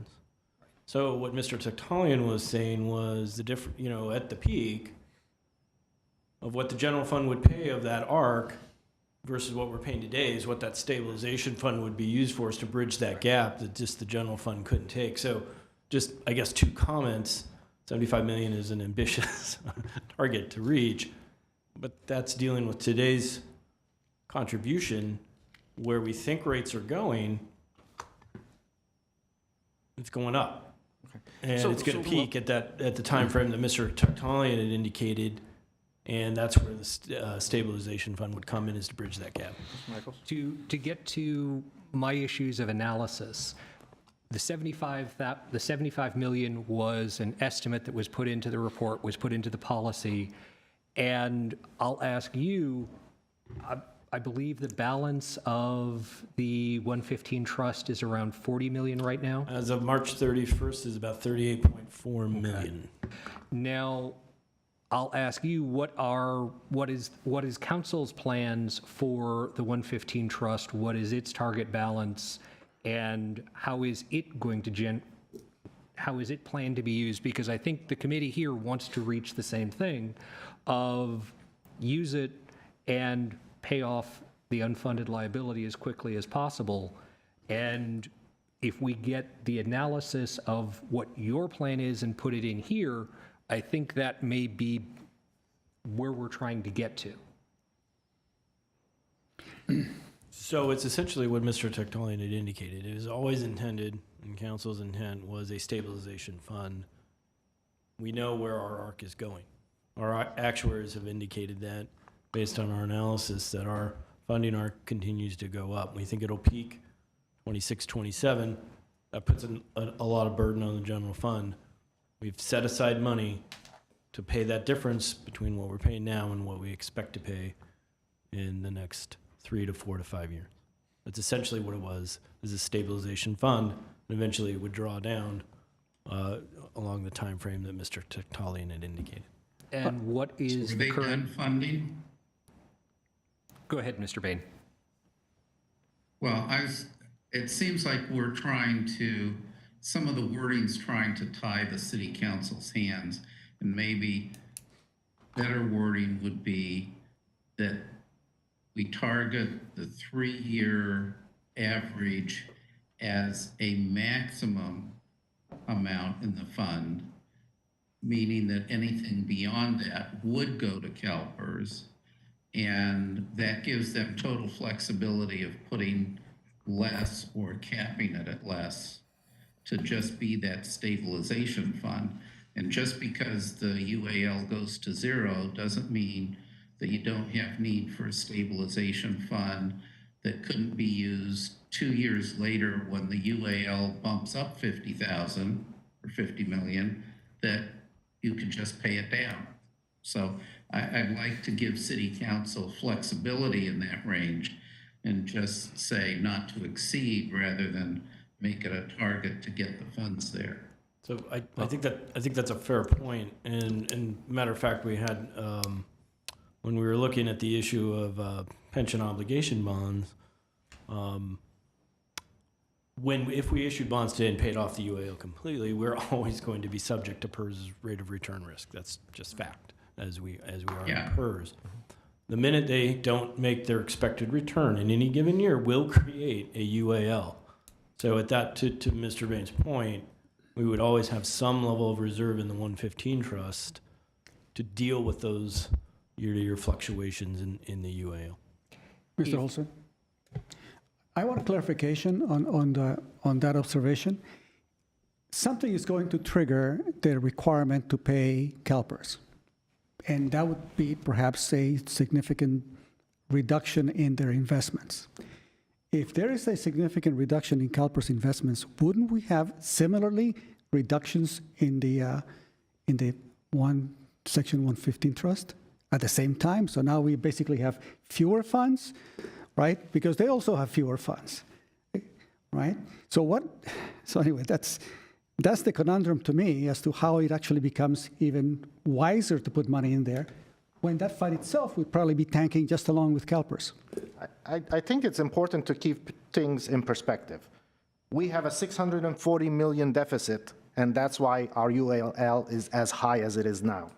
When we pay that off, sure, Calper may not meet its obligation or its rate of return, and we may have some sort of a UALFL, but I don't expect it to be $100 million a year.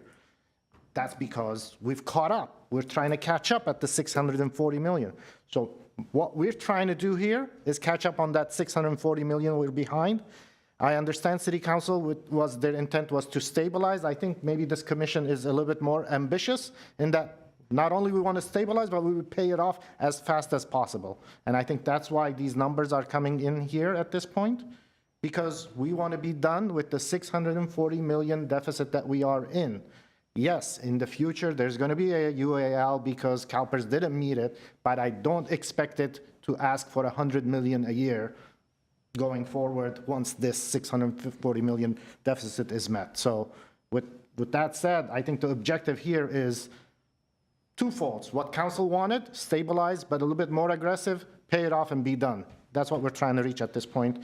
And I would urge council, committee members to keep that goal in mind, not be lost in the future what would happen and what Calpers is going to have in rate of return, and whether we're going to have a new UAL, which may be 10 million, which is not a big deal. What we're trying to get rid of is the 640 million that we have now. So let's work towards that goal, be aggressive, pay it off as fast as we can. That's my comment. So again, I apologize. Maybe I'm just not following along, and if that's the case, I'll just stop talking. But what you're describing is accelerated payments. Yes. Versus the concept, and I think that's a different concept. Versus the 115 trust, which was intended to be used to stabilize our annual contributions because we simply didn't have enough to pay the difference. Yes, I agree. It's acceleration because that's what we're talking in the policy here. I want to make it clear that we're talking about two separate concepts, perhaps using the same pot of funds. Are we talking about the same thing? I think the committee's been pretty clear. They want to accelerate, in some form or another, the committee wants to accelerate payments of the UAL. I think the 115 is confusing the issue a little bit. It's a vehicle, right? The 115 isn't a thing unto itself, right? It's a place to put money. So your choice is, if you want to accelerate, do you want to dump it all in Calpers, or do you want to, frankly, hedge your bets a little bit and also have the ability to fall back on it as essentially a reserve? If it were me, I still like the 115 option, for a lot of reasons, not least of which is I have my issue, there are concerns with Calpers occasionally, and they're a very aggressive investor at this point. That's not a criticism, but it's, they're behind the 8 ball. They're trying to catch up. I think the bottom line is the committee absolutely wants to accelerate the payments and wants the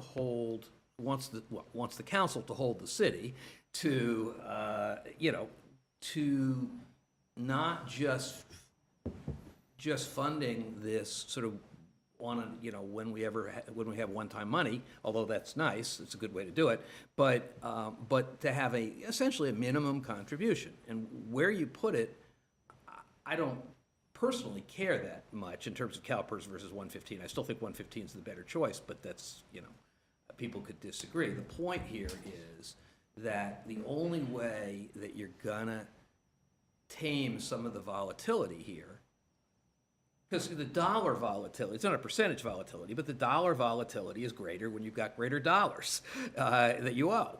And the key is to get that down and for the city to have a policy that requires every year, absent, you know, emergency, that puts money away and that says this will compete with,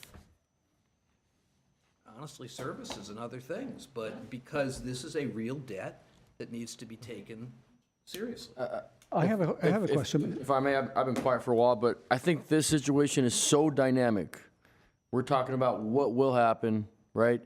And what's the 115 trust and how it should be, you know, appropriated compared to what it was actually meant, or not meant, but established in the very, very beginning. And I think Mr. Bradford makes a great point, is it's going to be a moving target, right? And like you guys have all said, one here this and one here that. So I think as we illustrate a goal of saying, hey, this is what the committee recommends the goal should be, is good enough for us, for the council to adopt that goal and understand that. Because as you guys have said, if there's an emergency, right? And if there is one, we want to be able to give a council that, or that the policy to give the council the option to do just that, to mitigate those emergencies if they arise. So as we continue to pick this thing apart, which we can do till tomorrow morning, but understand that it's a moving target, guys. We can't sit here and say, hey, this should be a sunset this, and so, it's like, nope, it's a moving target.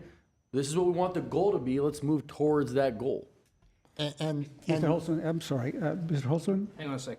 He had the floor first, now then you. And I think that this policy as written accomplishes both of those goals. It suggests very clearly on page 53 that it can provide a reliable source of funding to help alleviate pension funding challenges in any given year due to unanticipated growth in pension expenditures or revenue declines, which is, you know, exactly what we're talking about. And at the same time suggests that if it gets to the minimum balance, which is what we're arguing on how to kind of define that, then anything exceeding that would be going to accelerate payments to the UAL. So I understand the clarification because I think it's necessary for everybody, you know, both the public to understand. But I think what we need to focus on is this sample policy budget that is going to be part of this report. And I think I mean, really, as written with a couple of the suggestions that were made, it meets both of our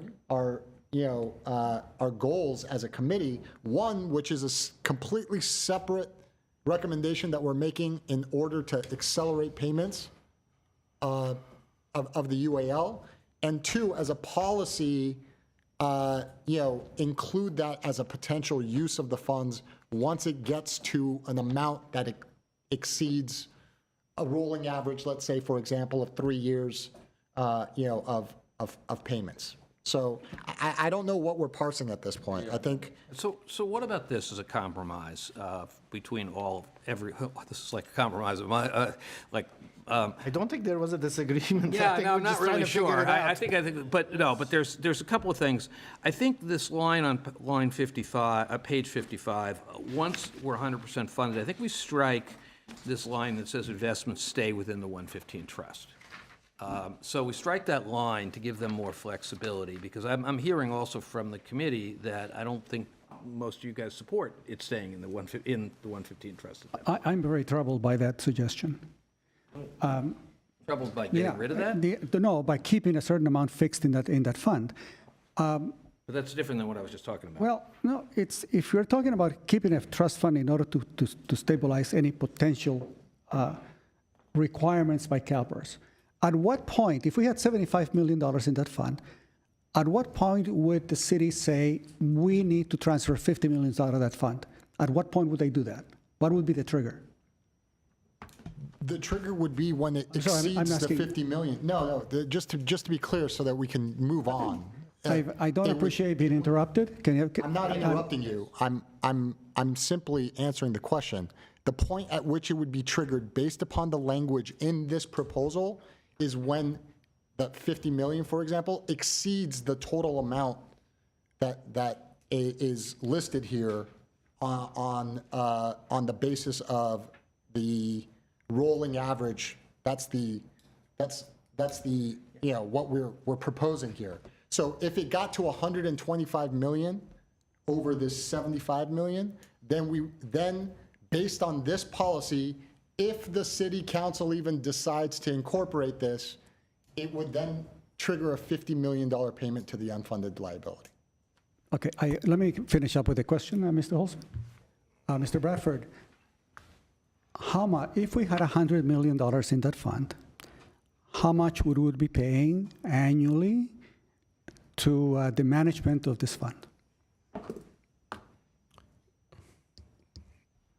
You're asking if the Section 115 trust balance was 100 million, you want to know what the fees that we would pay the Yes. fund manager? I do not have that information at my fingertips. Their fee disclosure was noted in their presentation to this committee, and I'd have to look that up. It's maybe around 75 basis points, perhaps? It's possible. I don't know off the top of my head. In other words, it will be several $100,000, right, annually to basically manage the fund? Sure. I mean, if that's the assumption. And would those costs ever show up in our financial statements? I believe it's netted, but I'd have to verify that. Okay, so these managers of the fund will be earning hundreds of thousands of dollars, and there is no way for us to really know how effective they are. Do they have a skin in the game? In other words, if the fund increases effectively, they get proportion of that, and if the fund loses, they lose money? Is that part of the arrangement? You mean a commission, that type of The thing? commission type, yeah. I'm not aware of that kind of an arrangement. So they win either Mr. way. Milano, that's how it works with investment managers and funds. They're going to charge 50 basis points, 40 basis, whatever it might be. It's going to go down with the increase of the account. And so if you make $10 million, and obviously you're going to go up concurrently and down as much. And then the fees are netted out every month. There's going to be a report that you see this is, the debits are taken out. So yeah, so normally a normal business or nonprofit doesn't itemize those on their budget because it's already taken into account of the account. Okay, so now I just wanted to finalize this. I can wrap it up right now. So to me, if we want to guarantee a certain balance in that account, that means that the managers of this fund would pretty much be guaranteed several $100,000 a year, irrespective of how they perform. Thank you. Okay, so here's my thought, because I never finished my thought. One, we take out the language that says it stays in, when it's 100% funded, it stays in, because that's sort of inconsistent with what everybody's saying, and I don't think there's any support on the committee for that. Second, I think we bring it down, let's go back to a fixed number, let's bring it down to 65 million. It's a little more realistic. You guys seem a little allergic to getting that number in there to be too big, I think. And frankly, the value of bringing it down is the interest from that fund when it gets to its level is supposed to go into Calpers. And if we set the level so high that it's not going to get there in our lifetimes, it's not going to generate any income to be paying to Calpers. So I think bring it down to 65 million. It's a fixed number. Hopefully that gives you guys a little more confidence that it's not impossible. I don't know, you tell me, does that help? I mean, I think that's a wonderful suggestion for this sample budget, sample policy. I think it's a wonderful suggestion. I think we should either adopt it and move on, or keep this completely out of the report. Let's just, I think at this point, I think the committee as a general wants to kind of move on. If I may. I mean, go ahead. Did Mr. Bradford have an opinion We about have this? a goal of develop a stable pattern of regular contributions to CalPERS and accelerate and prioritize the paydown of the accumulated UAL. That's a goal of the committee, that's a recommendation. This discussion is how the 115 trust can be used to meet that goal. If staff and council's direction is the 115 trust is not a tool to meet that goal, that completely takes out all of the rules of what we're trying to do with the 115 trust. But it still stands that we have the goal of accelerating the payments to the UAL. And I'll ask the question of you, Mr. Bradford, if the recommendation is to increase the funding and pay down the UAL faster, if the 115 trust is not how you are envisioning doing that, how do you want to do that? And I would make a motion to have that be the recommendation in this policy. So there seems to be a consensus of this committee that one of the recommendations is to pay down the UAL quicker. And I do think the 115 trust may be confusing the issue, as you're alluding to. What the committee may want to consider as an alternative, rather than sending that $5 million or 15% or whatever the committee agrees on to the 115 trust, you could pay it directly to PERS. That accelerates the down payment of the UAL, but yet still preserving a 115 balance to be used to bridge that stabilization, as Mr. Tektalian alluded to. That's another alternative available to this committee, is to send those payments directly to PERS. Now, I will say this. The reason why that we have the 115 trust in the first place, when you set it directly to PERS, two things. Money's gone, you can't control it, so you can't use it when you want to use it, and you're subject to the rate of return risk with PERS. Hence, why we created a 115 trust in the first place is not to be subject to the rate of return risk from PERS and also control it as we have budgetary issues. But if the intent is to pay down the UAL quicker, the only way to do that is to send the money directly to PERS. Putting in the 115 trust in and of itself right now will not accomplish that. What it does do, it gives us the discretion, and it does remove the rate of return risk from PERS. So I just offer that to the committee. I think the idea we're trying to get at is actually meeting both. Trying to give you enough so that you can stabilize, and after that, start paying as fast as possible. So maybe the number is not the right number we're talking, and maybe you can suggest a number saying, once you give us this much to stabilize, we're good with that, and the rest, let's pay as fast as possible, and we come up with an additional number on top of that.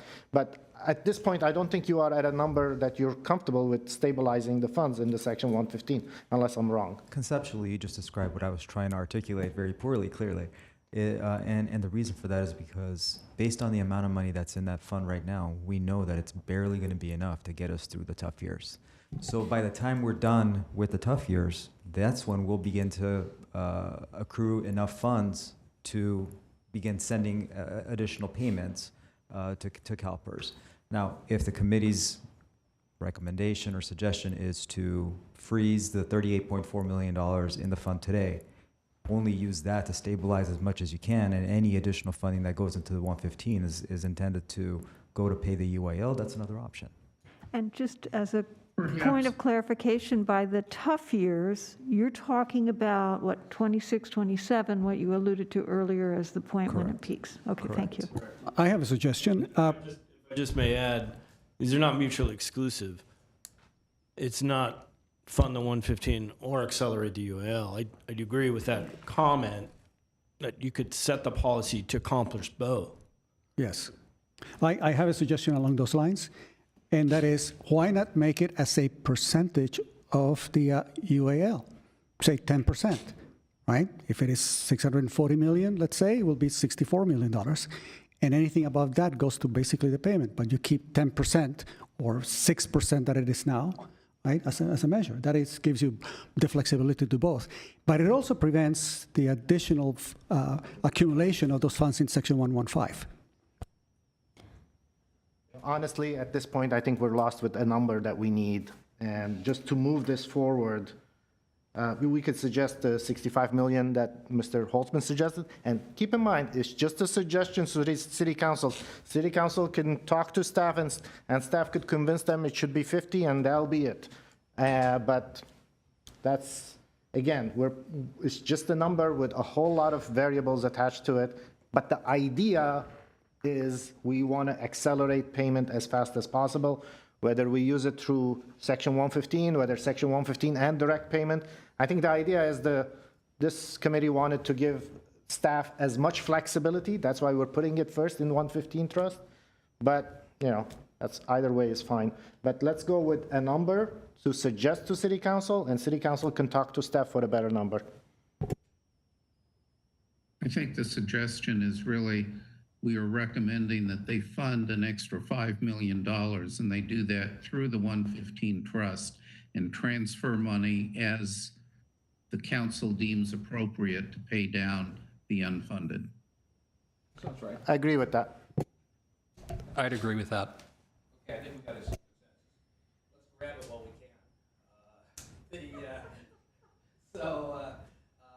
Additional $5 million annually, and goes into the 115 initially, and you can do what you want. Well, with the idea of accelerating. Well, yes. Yes. Excuse me, I've got a question. Does it look like we're actually going to finish tonight?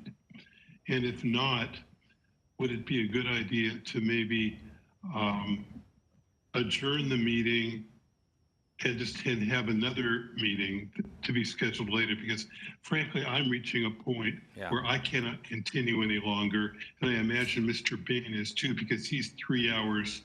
I was ready to say, unless we're doing a vote soon, I'm logging off. We're doing a vote in about 2 minutes, actually. So believe it or not. Excellent. So, all right, let me, I'm going to do my best to summarize the motion here.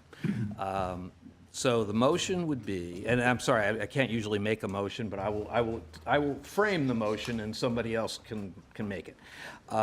So that we adopt the draft that you have with the following changes. Number one, the new transparency language. Number two, Mr. Bain's changes that were described earlier. Number three, the bell curve chart with the 25 and the 75 goes in. Number four, a better explanation of POB, how it works and why it's complicated to figure out. I mean, what the puts and takes are in whether it makes sense or not. Number five, this is in no particular order, a cover letter. Number six, this is sort of my own little part of it. We're going to change the word fishbowl, which is pejorative, to open negotiations or something like that. I'll come up with a word that doesn't make it sound so bad. Number seven, we will add that paragraph about the risks of a 115 plan, because remember we had all the positives, but we have now a couple of negatives. We're going to add in there. Number eight, we're going to add the reference that labor also opposes what used to be fishbowl bargaining and is now going to be some other kind of bargaining. Number nine, clarify what CEM is. And number 10, add to that chart of committee members, to speakers, those folks who were committee members who spoke. Mr. Olson, I wanted to make sure that we're adding the dissenting opinion to this report. So I think as to dissenting opinions, we've agreed they won't be attached to the report. They'll be forwarded however, they will be forwarded to the council. If you, in order to get my vote, that will have to be included as part of the report as an addendum. I'm sorry, say that again? In order to get my consent or my approval on this particular motion to approve this, this particular proposal, I would want at least the effort that I put in, which is this particular addendum, to be added to the report. Okay, I'd like to, so noted, I'd like to move I'd like to make a motion as Mr. Holtzman framed it with the changes that he specified. I'll second that. Committee Member Amirian? Yes. Committee Member Amirian? Yes. Committee Member Bain? Yes. Committee Member Kadikian? Yes. Committee Member Manning? Yes. Committee Member Macias? Yes. Committee Member Michaels? Yes. Committee Member Molano? No. Committee Member Nelson? Committee Member Wolfson?